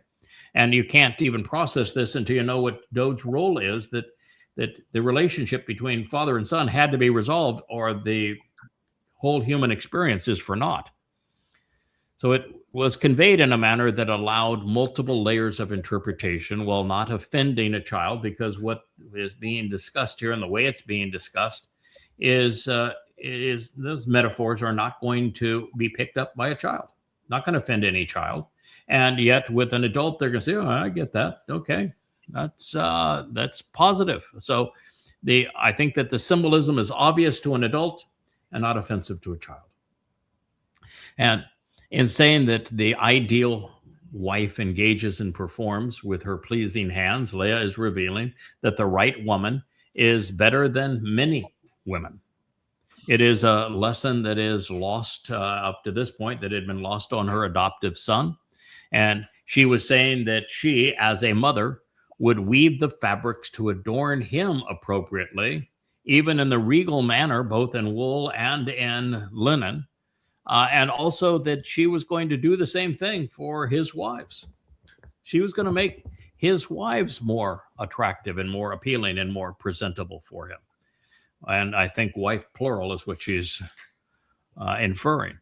Further, I see in these words that Leah might lead by example and teach a properly curated future wife how to satisfy and inspire her king. I think there is a significant amount of that, okay, you chose really poorly. And so I'm good at this. I'm going to help you, and I'm going to have a woman that is ready for you. She is up to speed on her Towrah. She is up to speed on knowing her role in support. And you guys are going to be great together. And I'm going to dress her, and she's going to be beautiful. And you're going to be exceedingly appreciative when this all plays out that way. It wouldn't be the first time. I used to teach nerds how to kiss. Yeah, see? There you go. A charity function. So most of all, this mother knows that we must engage to prevail and to be pleasing and to be loving. Our pursuit of both should be continuous. It should be steadfast. Now, as we move forward, we have to recognize that ships bring bounty to the land. Whether they're filled with wonderful people returning home, as in those chariots that fly through the sky that bring the Yehudim and the Israelites and the Goyim into Yisrael in advance of our return to Eden, or they're filled with the best foods, textiles, jewels, libraries of important books to read, and other treasures the world has to offer. And of course, ships are the medium of trade. They are. So acknowledging that Amma would bring her Baal as a gift to Yisrael, even to Dowd, and that's recognizing that I was a merchant trader by career. That's how I earned the living that has enabled me to do this job 24, not 24/7, but 12 to 14, sometimes 16 hours a day, 7 days a week, without any distraction, as I was a merchant trader, and I was really good at it. Yes, you were good at your job. My living as a result of it. And there's other places where in Numbers we're going through the list of the people that would go into the promised land, and the last one there is the name of the fellow that actually protected and saved Dowd in the end, and he is described as a salesman. That's what I was. I was a really, really good one.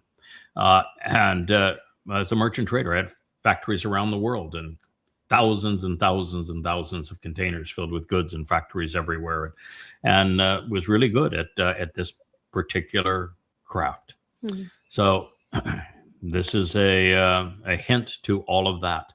And not only have we, Leah, both and I, been around the world. I've been in over 150 countries, probably upwards of 170, and Leah has probably been in 50 foreign countries around the world. So we've been in well over 200 between the two of us, and we will bring all of what we have experienced and learned to our son, further enabling his sovereignty, because I think it's only when you have a view of the world as it actually is, and of course it'll be different as we move into the millennial Shabbat, but it is put you in a position to guide. You know, I was in the Soviet Union and in Red China back in the fact that they were both hardcore communists. And I know I've been throughout the Iron Curtain when it was hardcore communists. I know why big government doesn't work.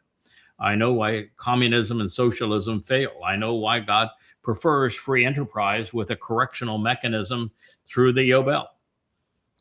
So these things are helpful to know. We're going to be working during the millennial Shabbat. That's what God's looking for. And so these kinds of things are important, and you're stressing them here. So it reads, this is the 14th statement. She exists like, she is like a fleet of Yah ships. She's akin to one that Yah allows you to meet, who is receptive, is from Anna and Yah. She is one who is receptive to Yah, like a fleet of ships. A merchant who travels about, a shakar, a world traveler and a businesswoman throughout distant places, throughout faraway countries.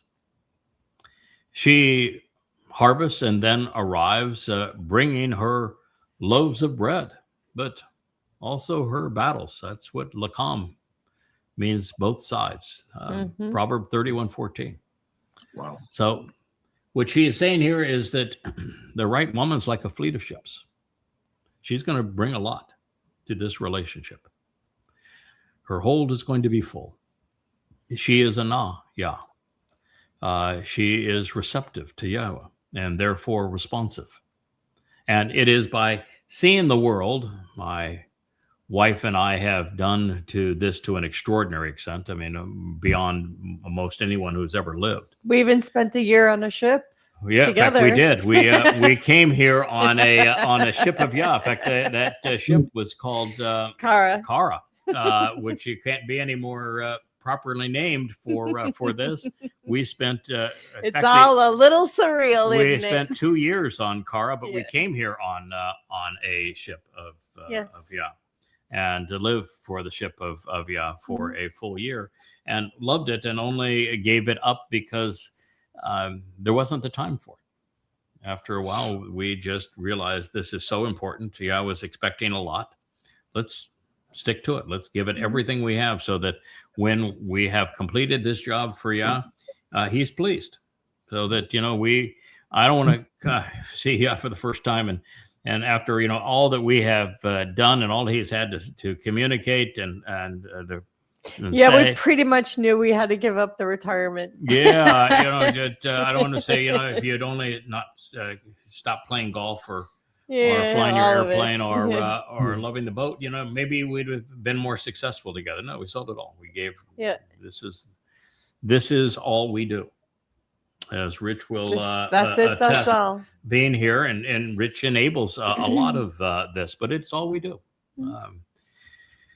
So with the right woman, she is like a fleet of ships, and she is responsive to Yah. And by seeing the world, we bring a lot to the table. There are not many people that can speak to you in this role who've had those kinds of experiences, and it is through these perspectives that we come to know our place. We come to know ourselves better.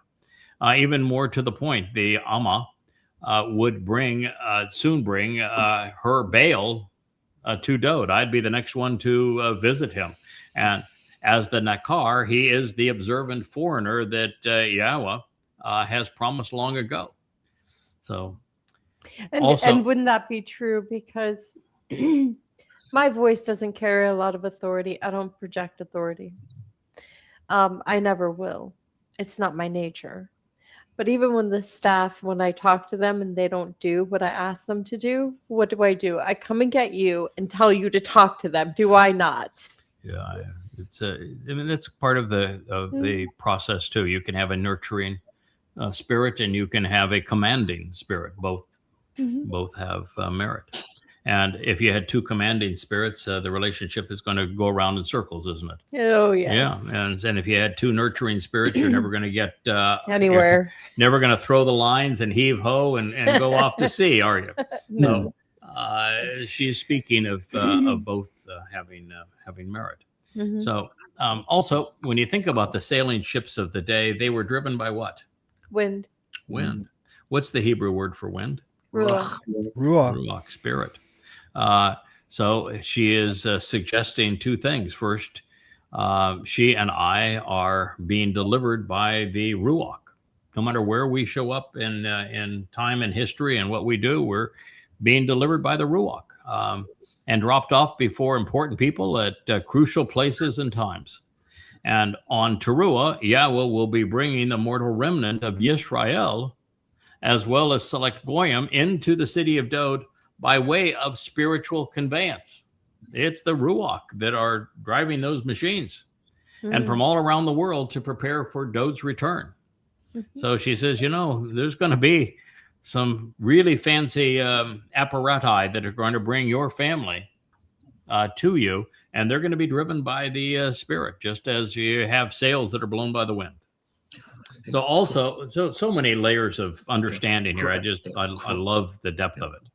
Craig, Leah, gentlemen, I think it's important to bring up the point that the proper term Baal, in the Hebraic term Yamented, is husband, and how Hasatan has basically perverted it, so that we're all kind of, when you hear the word, I automatically begin to think a moniker for Hasatan and Canaanite gods and et cetera, et cetera. I think it's important just how we have to unravel that, because it's significant. Yeah, the Baal means husband. It also means Lord and Master. And what Leah has brought to our relationship is a bit of a submissive nature, in which she is trying to impose also and impress upon Dowd that he's king, he's Lord and Master of his castle. If there ever was a Lord and Master, he is Lord and Master of the world. He's king of the universe. And so he needs a woman who is going to support him and not try to be the Lord and Master. I don't have any problem with women being assertive and achieving great things. But in the role of a Nakar, somebody's got to wear the pants, baby. Yeah, the role of Nakar, you can't be competing with him. No. And when the role of king of the universe, you can't be competing with him. You got to be supportive to make it work. And so that's one of the reasons I wanted that beautiful song to be played. She presents herself as queen of the castle. Well, in Cat, there's a king, and he is the Lord and Master of that kingdom. There's only one king of my castle. Yeah, and that's my husband. And so this is now there may be a king of the realm out there, but he's the king of my castle. So I had never previously been able to view Baal as husband, Lord, and Master of his realm as a term that I could associate positively, just like until now. My favorite word, Asher, is purloined by Satan to turn into Asherah and to be a mother goddess and the queen of heaven. And so what Satan does is he goes off and he corrupts and he steals really important things that are important symbols of crucial to understanding. Yeah, and in this case, Ashar, which he corrupted to Asherah, and Baal, which he emphasized Lord and Master, but not in Lord and Master in a loving husband and wife relationship. In a cruel way. So bingo, Yep. This is why those words actually work. But boy, you really have to grow a long time with Yah before you come to the point where you can say, I get it. So you have to be mature. Also, as we continue to analyze this, Leah will be part of the Shabuah harvest. Then she's going to return in support of her son, our king, and her loaves of bread speak. That was Lakam, and in that last statement, speak of that ingathering, and it said loaves plural, because of the promise of 7 is symbolically presented as inclusive by way of the 2 loaves. And this is one of the most important things that you're here to do now, is to cultivate the covenant family for Shabuah and those 2 loaves. And Lakam, though, by the way, is also equally comfortable being rendered battles. And you will be battle hardened. We know that the Amma will have fought and won more than her share in defense of her people and in defense of her reputation and role. We are being prepared for the real ones with teeth, and that would be Yahuwd. Yeah. God wants us when you say that. Dowd was born in Bethlehem. Yes, he was. Literally, house of bread, house of. But we're saying now battle. Yes, and he was battle hardened. He fought in 66 defensive battles with Yahweh, and Yahweh never said, "Boy, you know, I got a problem with you. It's you fought too many battles. We're not going forward." No, he fighting, defending your people is a noble thing to do. And for the person that says, but he says, you know, he couldn't build the house because he had blood on his hands. Think it through. Why did he mention that you have blood on your hands and you're not building this house? Why? Well, because he was going to have blood on his hands. It's going to be mine, and it's going to be Elias. And his job is to sprinkle on the mercy seat of the Ark of the Covenant, because he's returning on Kippurim. And he wants everyone to have an appreciation for that is the reality of all of this. And he's going to be able to build the final house for Yahweh's name, not one that gets torn down. God's not going to have his son build one that gets ransacked. He's going to have his son build one that gets to last forever and is gorgeous, made out of light. And he's going to then have blood on his hands when he anoints the mercy seat of the Ark of the Covenant. These are the things that people just heretofore have not processed. What happened to the house that Shlomo built? It was destroyed. Yes. Yeah. And so... And was that not Bathsheba's son? Yeah, but you know, at that moment, it was glorious. At that moment, it was really glorious. So, and at that moment, Shlomo was glorious. Shlomo really started. At that moment. He started off beautifully. Yes. He was exceedingly articulate, very wise, prophetic. He started off well. But he did not learn the mistake of his father. No, he did not. That ultimately ate him up alive. So. As we go forward, the next line is pure Leah, and I understand, Will. You know, if we go typically a little over 2 hours on this, and you know, if we're going longer than you want to, you're free man. You're welcome to leave. If you want to stay with us, you're welcome to stay with us. I'm really glad to have you here. We want you to be part of this more often. But this next line, as I've said, I think is pure Leah. She is an idol. We have many things that are different, which is what makes us work together. I'm a morning person. I have never found a morning that I didn't like. I am never up after the sun. I'm always up and going before the sun. It's so annoying. But boy, that sun goes down, and you know, after a while, I'm off, and I'm no, it's worse than that. His head hits the pillow, and within 5 to 15 minutes, he's out. I am. I can fall asleep. And, how does that even happen? I'm restful at night, and I recharge. Yes, and there are some accommodations for being older, and one of the accommodations are you go to bed a little earlier and you get a little more sleep. Otherwise, your mind becomes clouded. And right now, I need to use my mind. It's got to be fresh. And so I get my sleep, and I go to bed reasonably early, and I wake up refreshed, and it's always way before the sun rises. So Leah, however, is a night owl. She works on promoting all things associated with Yada Yahowah and the Yahweh blog. Almost all of the look and feel. You know, you look at a cover like this. This is there we go. This is Leah. This is what she does. That song that she wrote, that's Leah. This is her cover here. As we do Messiah. This is her presentation of her son, Dowd. So it really is a marvelous thing. Here's one of my favorites. What a beautiful cover with all the symbolism of the moon and the campfire and us camping out together. This is what Leah does. Look at when we present for observations the covenant. I'm trying to make certain I don't get it over your picture there. But look how beautiful this is. This is Leah. In fact, when we first moved to rebrand all the books, the first thing we did is she says, I want a consistent look. And I said, great, I want a consistent look too. The look I have always gone for has been picture caption, title, picture caption. And I always have used white backgrounds. And I think that gold is the best accent. We'll add a little blue, maybe a little red, but gold, blue, and white. That is the theme we're going to go with.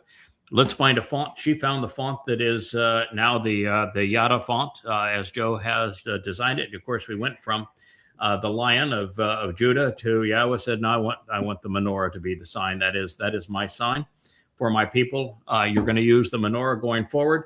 And so, look at how beautiful this cover is. I mean, isn't that gorgeous?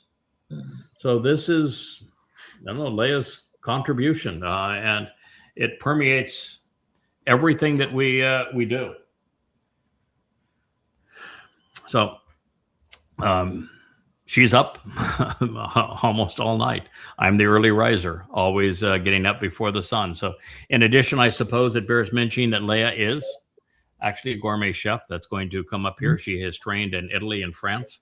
I am the product of that. I resemble that statement. When I met Leah, I was 35 pounds lighter than I am now. Leah says food is love, and she's really good at it. So it's a Jewish thing. Food is love. Yeah. That is how you show someone you love them. Yeah, You feed them until they and pop. she is really, really good at it. So there you go. What are we going to do? You've been here, Kirk. You know. Yeah. Rich is Everything here is too. true. Yeah, It's all true. So she tends her own vegetable garden, which is what this says. She plucks the ingredients out of her vegetable garden daily as she prepares our meals right out of the ground. So this is quite explicit in terms of our relationship. She consistently rises and gets up while it is yet night. She and Dowd is an early riser like me. She provides offering that which is freshly picked and nourishing for her family, and as a share properly thought out and apportioned for her girls, for her female attendants and young ladies. Yeah, you're going to have lots of daughters, and you're going to be helping them, preparing them for roles that they're going to have. And she's saying, Yahweh has never deprived you, Dowd, of anything that you wanted. And so, if one wife is good for you, but you guys decide that you want to expand your horizon some, I'm going to raise some really high quality, wonderful women, and they're going to be Torah observant and Ladies in waiting. But these are ladies in waiting who are up to the challenge of talking Torah with you. And you better be on your game, because I'm going to teach them Torah. They're going to have the answer. So you're not going to pull over any fast one on them. I'm going to make certain that these women that I'm nurturing, that they know their Torah, and they know Yahweh, and they know exactly what life is all about. They will be like my friend Ruth. They will be exactly like your friend Ruth. They will indeed. And Ruth was a marvelous, marvelous woman. So Leah is continuing to emphasize, I think, the importance of contributing to the relationship. The queen of the castle, as we just heard her song, must lead by example, consistently making the investment in the well-being of her husband, home, and her family. And it's important for the husband and for the family to reciprocate. So chief among her contributions is to be nourishing, feeding her family the latest fruit from the tree of knowledge. She must value the Torah as much as she does her husband and constantly cultivate nuggets from God's guidance. Just because there is a sensual undertone here, a romantic undertone, God's going to say explicitly, she's going to say explicitly that it's primarily a love of the Torah that prepares her for this, and that she is exceedingly chokmah, right? So this is the ideal situation, bright and beautiful, brilliant and loving. So she is loving the Torah as much as she does her husband. She's going to cultivate both. And in this case, she's feeding the entire covenant family much of what we have learned working together over these years. Now, as I've mentioned, this is personal with Leah, because second only to studying Torah, she does love her garden, and she grows much of what we eat. And the implications are that she's is keen on many, she's buys into and understands many of the horticultural metaphors, which therefore permeate Yah's testimony, because she's been there, she's done that. She's been a shepherdess. She has tended a garden. She's knows what it's like to have an orchard and a vineyard. I even tried to grow wheat one year. Oh, it was so hard. Yeah, yes. You don't have to do it all to succeed. No, I just wanted to know what it was like. It was really hard to grow wheat. Yeah. What comes next should be unexpected, or would be certainly unexpected, if not from Leah. Recognizing the proclivity, I should say, of the men in Yahweh's story to have other intimate partners, she routinely states that she is okay with that so long as she gets to vet them, and someone else is, everyone, I should say, is treated appropriately and respectfully. So in this case, she is apportioning her girls as is appropriate. And once we are surrounded by women assisting within the covenant who had a conniption fit, we were once with a group, and they did have a conniption fit at any mention of sensuality, even if the inspiration came directly from Yahweh's testimony. Therefore, I'm aware that there are some women, even potentially men, who are bothered by the slightest sexual innuendo. But they would not be Yahweh, and they would not be the men that Yahweh chooses to work with him, nor the women who engage and work for them. They know that Yahweh designed this to be wonderful and to be happy and to be pleasurable, and to kind of help us understand the kind of love that he is manifest towards us, and how it leads to being productive and mutually supportive. But when he created Towrah for Adam, his first comment was Yowza. I mean, I get it. This is really good. Here's some pure logic. If sex is so bad, then why the orgasm? Yeah. Well, come on. When it's right, it is pleasurable all the way to your toes. So, I cannot go where the words lead when they speak to it and be true to my calling or Yahweh's inspiration if I don't do this. So I'm going to do it. And he conceived the method that we conceive children. And that design was pretty explicit, the way that it works, and quite pleasurable in the sensuality of it, and the demonstrability of a loving relationship that can be really quite pleasurable, but also quite vulnerable. Where trust and mutual respect are essential for it to be right. And this is to suggest that sexuality will continue to be part of loving relationships and the conception of children over the next 1,000 years. I don't think God's going, well, that was really great, but we're going to create kids that have no relationship to you, and you're not going to have any involvement in it. No, it's not going to be that way. So I rather like this next statement because it means that women, not just men, will have a share of the land and they will have a significant say in how it's developed. Further, she will continue to be productive, harvesting the fruit that is cultivated with her hands. It reads, she has considerations and plans, zamam, for the land, and she acquires it out of the fruit of her hands. She plants and, with the help of her man, firmly entrenches a vineyard and an orchard. Of course, the vineyard and the orchard, the olives and the grapes serve as the wine and the olive oil of God's story. So God's very clear. He and Dowd planted a garden right on Zion, right on Moriah. And she's very clear. She knows exactly what's there. Yeah. So, Dowd, that you planted a garden with Yahowah. You know the importance of it. And if you're in a loving relationship, you and your wife are going to tend to that garden, vineyard, that orchard. And, we're still going to get in that wine vat. We're going to pick those, the grapes off the vine. We're going to make wine together, and we're going to make olive oil.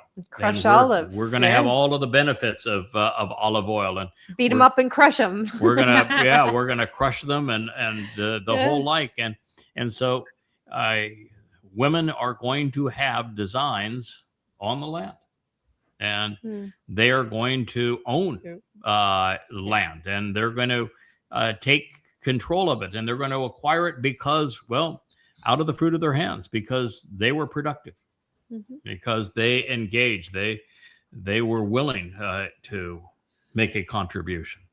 It's not an entitlement. No. It's not because you married Yahuwah royalty. Does not give entitlements. It's because you earned it. Yes. Yeah, so you can take pleasure and pride and satisfaction of it. You earned it. So it is as it should be. A good wife should not only dress the vineyard and tend the orchard, it should be done together with a man and a woman contributing to the bounty that can be derived through cooperation. And I'm going to go out on a limb here and say that Leah will be designing tomorrow's wardrobe, as we're going to read as we press on. Those being allowed back into the garden will be wearing fabrics and styles that she will have cultivated. And while you may wonder why this was sufficiently important to convey, it is because we will all engage making contributions according to our experience and our aptitude. And while there are still mortals among us, outward appearances are going to matter. Further, God's Amma is telling their rather indulgent son that if he focuses on his job, he won't be deprived of anything else that is rewarding. The fact remains that with the right woman, one is satisfying. One will be as satisfying as 18. In fact, a whole lot less supportive and less distracting and debilitating. The other aspect of this is that Leah has long enjoyed picking and adorning Dowd's bride. You see so many images that she has created where she is helping to cultivate and curate a bride, curate a bride for her king. She's been doing that now for years. And I come from a long line of matchmakers. Like, come on. So that's so she's already well engaged in this, and she has only complained that the 10 days from Towrah to Kippurim, not enough time to plan a wedding, but no. that's what you get, sweetheart. And so I hope we have a lot of help. I know this is a wedding of significant magnitude, but we're going to have lots of help. So, although I'm going to be a little distracted at the time. So not only does be a little busy at the time. So not only does Leah adorn herself elegantly and have a slender waist, and her confidence is derived by her association with Baos. with her strong and powerful man. When God says, go ask Ruth, Ruth is not only the Amma, saying that twice, but she is delivering the kinsman redeemer to Baoz. Mm-hmm. Baoz isn't just a term in passing or a name that should be forgotten. He is the north column, the left-hand column of the home for Yahweh's name, the temple. And he stands beside Dowd as the other column for that temple. Right on the porch. And that column's name is Boaz for this reason. That is Ruth's husband as she delivers the kinsman redeemers. Why Yahweh said, go ask Ruth. So this reads, she drapes and wraps apparel, dressing and girding her slender waist, her loins and body, confidently, boldly, in an empowering and capable fashion, oaths mightily, with uncommon ability, often using natural fibers, including wool. She is determined and persistent, always courageous, in establishing and enabling the strength and status, the success, wa'ametz. She is forceful and relentless in promoting and reinforcing the determination of her Zeroah. Mm-hmm. And it's plural. Yeah. Strong arm cultivating a productive harvest, whom she married, and also the sacrificial lamb who she adopted as her son. She is the woman with the Zeroah. She's got her hands full. Can you imagine being put in a position to say, all right, you're the mother of the sacrificial lamb of Dowd, and you're the wife of the guy that's cultivating this harvest, who is really strong and forceful. Good luck, sweetheart. You know, there's a reason why I'm giving you a lot of credit here. That was a lot to pull off. Apparently so. So she is strengthening, enabling the success of her Zeroah, of both the Zeroah, scattering the seeds such that they take root and grow, while also becoming fruitful by shouldering the burden on behalf of their sacrificial lamb. That is from Zara, of course, which means to scatter and sow seeds, which yield a productive crop. So the actionable root, Zerah, describes her husband, while the way that Zeroah is used in the Torah, which is the sacrificial lamb of Passover, describes her son. Boy, do we learn a lot from Zeroah. Okay, so now, folks, it's getting a little personal. And by the way, a little personal, by the time we're on the 17th statement, by the time we get to 30, it's going to go, could you tone it down a little? We get it already. But it's just ramps It's going to get a little steamy. Yeah, it is. It's really, really personal. So, okay, we have certainly passed that threshold now. This wife is being attired, even girded, to confidently and boldly stand beside her man. And she's got two of them.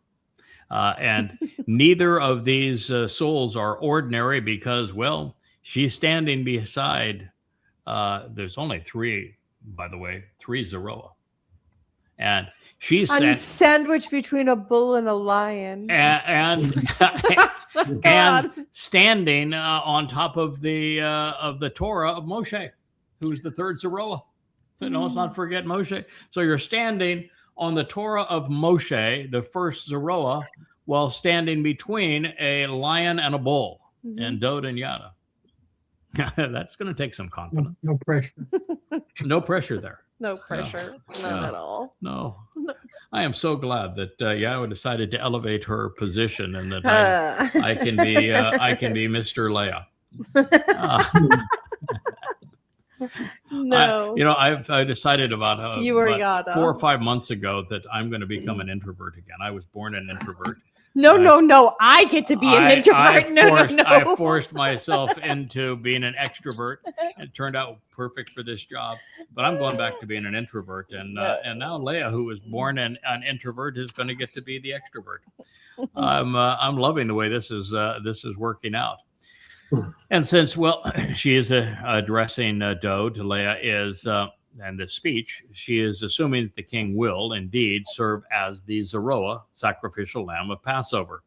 But she will have chosen and adorned his bride as well to stand beside him on his Kippurim return, all in harmony with the depiction that is presented in Numbers 5. You are the seamstress for that successful match, the dating game. Once upon a time, long time ago, I actually was on that show. But The dating game? the dating game. For Mhm. real? For real. Oh, I gotta look is this there up. video of Somebody that? dig that up. Nice. Yeah. Somebody find me a clip. Somebody's got to get a copy of that. Out there somewhere. I was a very, very, very young man. Let me Yeah. guess, Burbank Studio. Yeah, I was dating a girl at the time. I wonder why she set me up for the dating game, and then she ended up dating the quarterback of the football team. She was very, very pretty, and you know, I was way too old for my age back then. I mean, not An old soul? not in terms of dating, but I was a really old soul, and so I was not good at the. I was not either. At the dating game thing. I mean, I did prevail in the game, but I was not good at that. That was not something I was good at, because my sights were always so much. There's something I always knew that I was here to accomplish, and that it was going to be very significant, and that I was way too old to relate effectively to people my own age. So yeah, I did. It's a true story.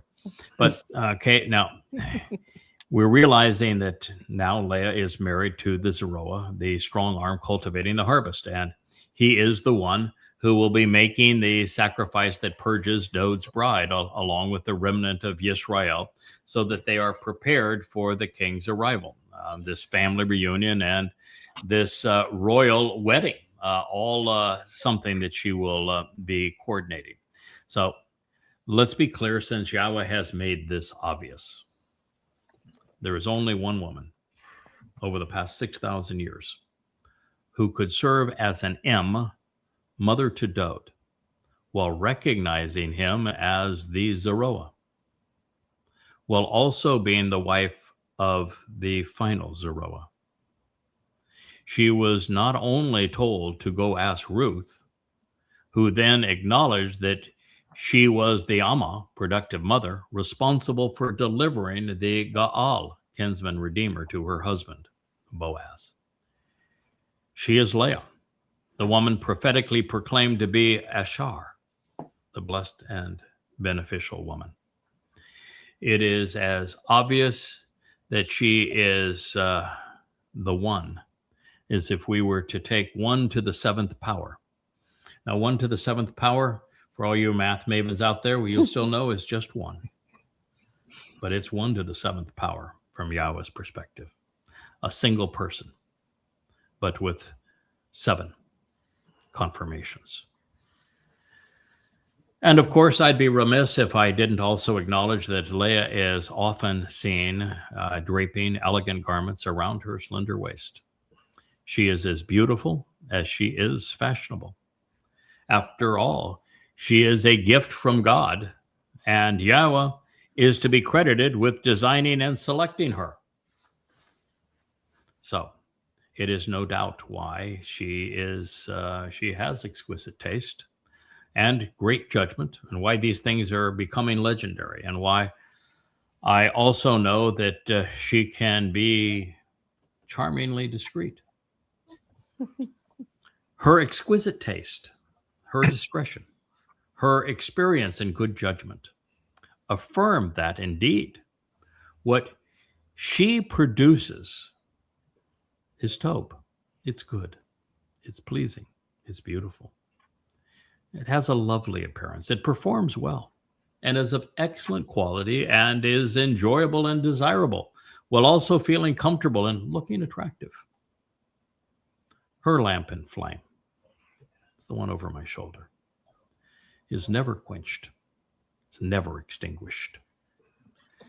And it burns bright all through the night. those darkest hours. Mm. Mashal 31:18. Mm. I'll share some commentary on this, and we'll conclude this and then play the song that does not have the video component to it. No. But it Not yet. it has the lyrics, which you'll see, and the music, Mhm. which is really an ode to this word picture. And we'll play it at the conclusion of this. So in a marriage of hearts and minds within the covenant family, we would naturally expect the king to be pleased in the company of an exceptionally beautiful and thoughtful woman. You know, if you're going to be king of the universe, I'm sorry, you're not going to marry an ugly girl. No. It's just Why not, would you? it's just not going to happen, right? No. And if you're going to serve as the final Zeroah and you're the big bull that has to finish this thing off for the king, God's not going to provide an ugly one for you. But the beauty is secondary to the brilliance. Dowd's wife that Leah gets to curate and dress and prepare for this wedding, and I get to purge of all of her religiosity, so she's all ready for Leah to teach. She's going to be brilliant. She's going to be beautiful, and she's going to be unbelievably elegantly attired. When she shows up to stand beside Dowd, it's going to blow your mind how beautiful this scene is going to be. And I'm not going to even notice it because my beautiful wife is going to be, and I get first dibs on her, folks. I've got dibs already. She's going to be right there beside me. Mhm. So this is going to be, I've said many times that Towrah to Kippurim and then into Sukkah is the greatest show on earth. It is. And it It'll is be going to be beautiful. magnificent. Mm. And we're all going to be basking in the light. So, standing beside Yahweh's menorah, the eternal flame of our God, we know that her brilliance, like Dowd's, will never be quenched. And in our case, this is particularly reassuring because it indicates that the light that we are presently reflecting on behalf of our King is going to continue to shine.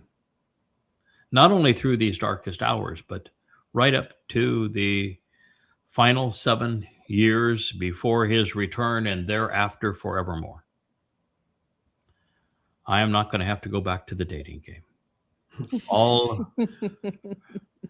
While it's personal, this may also suggest that Leah will continue to reflect Yahweh's light, further illuminating herself and my presence and remaining my guiding light. So as we press forward through the King's redemption, the double entendres are, well, they're really becoming impossible to deny. And while cloaked in the apparatus of a stylish seamstress, there is obviously more going on than simply perfecting fabric. And I'll read this and then we'll go to the last song. She reaches out her hands to the spindle, and she skillfully reaches out to the staff to please. And the palms of her hands seize, they grasp, and they hold the round spindle and the staff and stick. Mashal, word picture, Proverbs 31:19. So I can end this program and blush and say it's been a lovely presentation. We'll return to this spot when we resume on Monday with the next episode and the last word picture. And I would love for us to end with the song. But before we do, gentlemen, first, Will, it is great to have you be part of this show. Thank you for volunteering to do that. We'll have you again. I love the way that our team was able to get you in this round, beautiful round Nice picture special. that kind of fits just beautifully Set apart. right there. It's just wonderful. Turned out great. And Kevin, I'm sure you were instrumental in making that happen. So thank you again. We literally could not do this without you. No. Kirk, you're just my best bud from such a long time, and it's just great to see your smile. I'm glad that you found the right meds to get you through the next 18 of these treatments, and we love having you here, Dr. Jeff. Love your insights, love your support, love you representing all that it is to be a Yahuwd.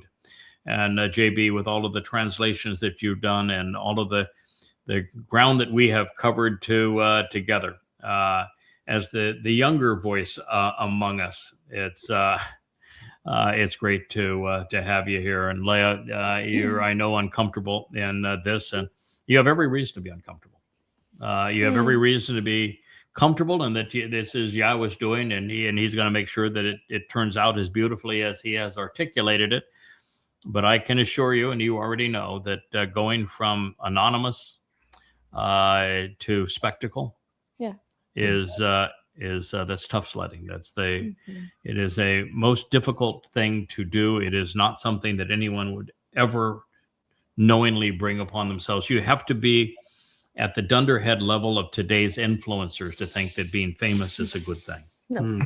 It is not, and particularly if you're a sincere person that cares deeply about the issues that you are proclaiming. It is much better to be anonymous and to be sharing the truth anonymously than it is to have to tell people, oh, by the way, I am that Zeroah. I am that Nakar. I am that Choder. And you are the Amma and the Ashar. But it's the way that God works. He wants accountability. He wants responsibility. He wants to show that it's possible. He wants the people that he has announced are conveying his words to stand up, be noticed, and to live by example. And it's important to convey this because there is this confusion today that to serve as an example means that you're a goody two-shoes, but you're not. That's not what God's looking for. I mean, Dowd's the ultimate exemplar for us. He did a lot of stuff that was really bad. He was imperfect. I'm in this role and I'm imperfect. God's not looking for perfect. In fact, not only isn't he looking for perfect, he would specifically say, if you were perfect, which of course we can't be, but if you were, he would have no interest in us. Why would he? We can't prove that we can be trusted. We can't accomplish anything. We can't grow. We can't learn. We can't make mistakes and benefit from them. And so what God's looking for is somebody to do the four things that he wanted of Adam: to be observant, to be thoughtful, to be responsive, and to be responsible. And those things require us making mistakes and learning from them, us stumbling and getting back up, us building character because that we have been singed and have benefited from it. So that's the example that we're setting. And that's an example I think that we can live with. So, lady and gentlemen, and Rich, you have to come out of hiding now for us to say good night. And curtain call, Rich. Come on. Yeah, shalom over there, Rich. There he is. There he is. Yep. Thank you so much for producing this. I know this was a challenge to bring more of us into the fore, but we're greatly appreciative. I thought it was a wonderful show that you produced, by the way, earlier today in our Ocean studio with all those marvelous looks. And it's just so real and so raw and so personal and so spectacular to be in that setting and the way that you're able to produce it was really wonderful today. So thank you. You're welcome. And this came off seamlessly, didn't it? It's very seamlessly. Yeah. I can't wait to hear you explain the Baha Kaishur. Okay. We have lots still to learn and grow from as we press our way through this material. So let's end with the say Shabbat Shalom, darling. Yeah, Shabbat Shalom, and play our parting song, if you will. Craig, we love it when you make a longing for freedom and to live peacefully with her king. Chasing sunsets, romance. Orphaned. We're gonna look for the right song. It's I got it. I got it.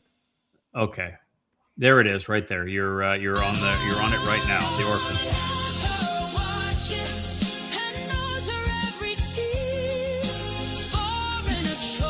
Do we need to stop the other one is still playing in the background? I don't know what started. Okay.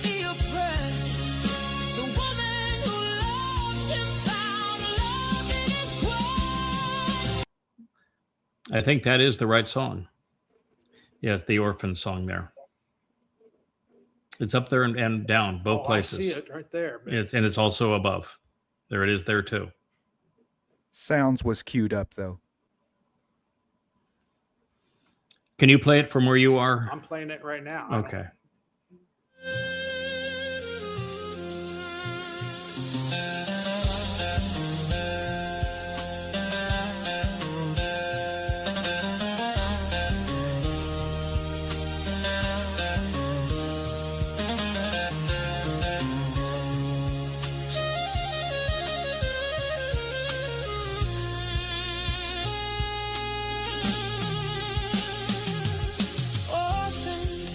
Child of love thereafter.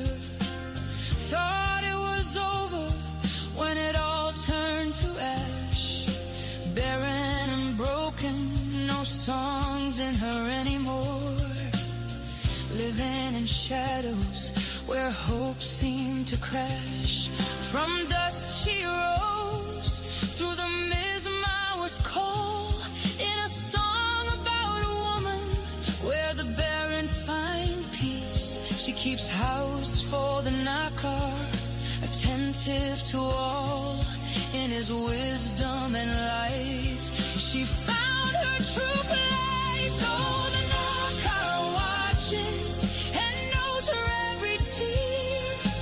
Foreigner chosen, with eyes and lips ever clear. He lifts up the lowly, sets free the oppressed. The woman who loves him found life in his quest. From barren to dwelling, her heart complete. In the house of the knowing, where love and truth meet. She loved a bull of a man, strong, moral, and bold, who saved her life and soul from the ash and cold. Through valleys of sorrow, he saw her pain, washed in redemption. He broke every chain. The knocker, her keeper, astute, loving, and kind. Foreigner called son under infinite skies. He welcomed the woman, gave shelter and bread for the barren who trusted. No children are born. Oh, the knocker watches and knows her every tear. Foreigner chosen, with eyes and lips ever clear. He lifts up the lowly, sets free the oppressed. The woman who loves him found love in his quest. From barren to dwelling, her heart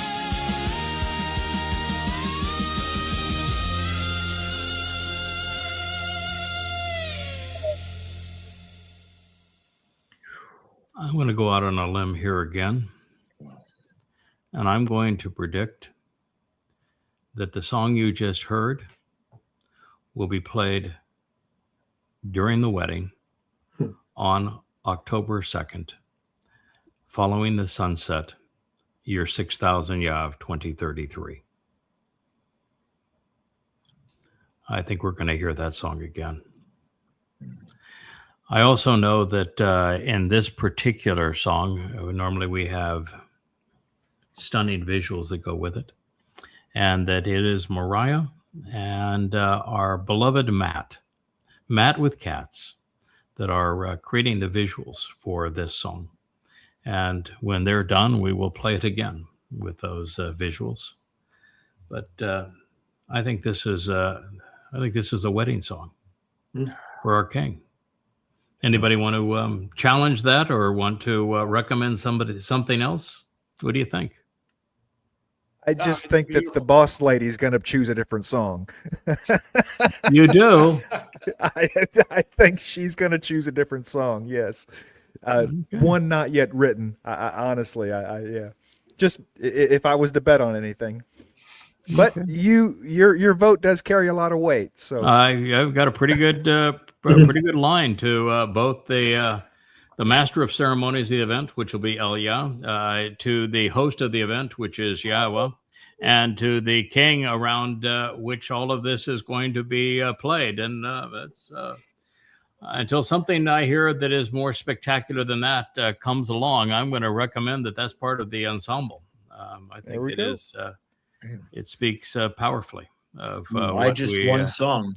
Why just one? Oh, I'm sure there'll be more. Oh, goodness. Our king is a songwriter. Oh, boy. yeah. King is a Exactly. songwriter after all. Without the visuals, though, that was stirring. That was very stirring. Yeah. Yeah. Just the art. And when just you the get audio. to, and I have seen the lyrics of the song. I have, in fact, I was thinking about putting the lyrics of the song in the chapter that we're concluding here in what will be Coming Home Volume 4. Because the lyrics are really beautiful in this song. It's not just the melody, it's not just the voice, it's not just the instrumentation and the scoring of it, but the lyrics are brilliant. So I'm going to vote for it. We'll see if I have any influence over the cast of characters that are going to be gathered there that evening. What do you think there, Kirk? Oh, we've lost Kirk in terms of the audio. And I got it. There you go. Go ahead, Kirk. I'm on your side, pal. Okay, well, thank you. Yeah, that's so we've got 2 votes. I'm not sure that anything. We've got a king and a god, and so I'm not sure that we're going to be voting a lot with a king and a god. But everybody's going to be a good listener. Everybody's going to want a glorious event, and we're all going to be celebrating lyrics very much like these. And I think that one of the things that God realized with Dowd is that if you can say it with music, you're saying it best of all. Mm-hmm. Then you're melding the teaching with something that doesn't just stimulate the mind, but also reaches out to the heart. And that with this blend of lyrics and music, you also create something that becomes more memorable, easier transfer into the long-term memory so that we can recall it and use it. So this is going to be a very special day and a special part of what occurs that beautiful evening. Yom Kippurim, the Day of Reconciliations, the great family reunion and wedding. Sunset October 2nd, 2033, year 6000 Yah. So between now and then, Shabbat Shalom. I look forward to being with you again. This was a very, very enjoyable, special, insightful, loving family hour as we continued to present the last word picture, the final mashal. Night, y'all. Night, Will. Yeah, everyone. Thank you. Shalom. Shalom.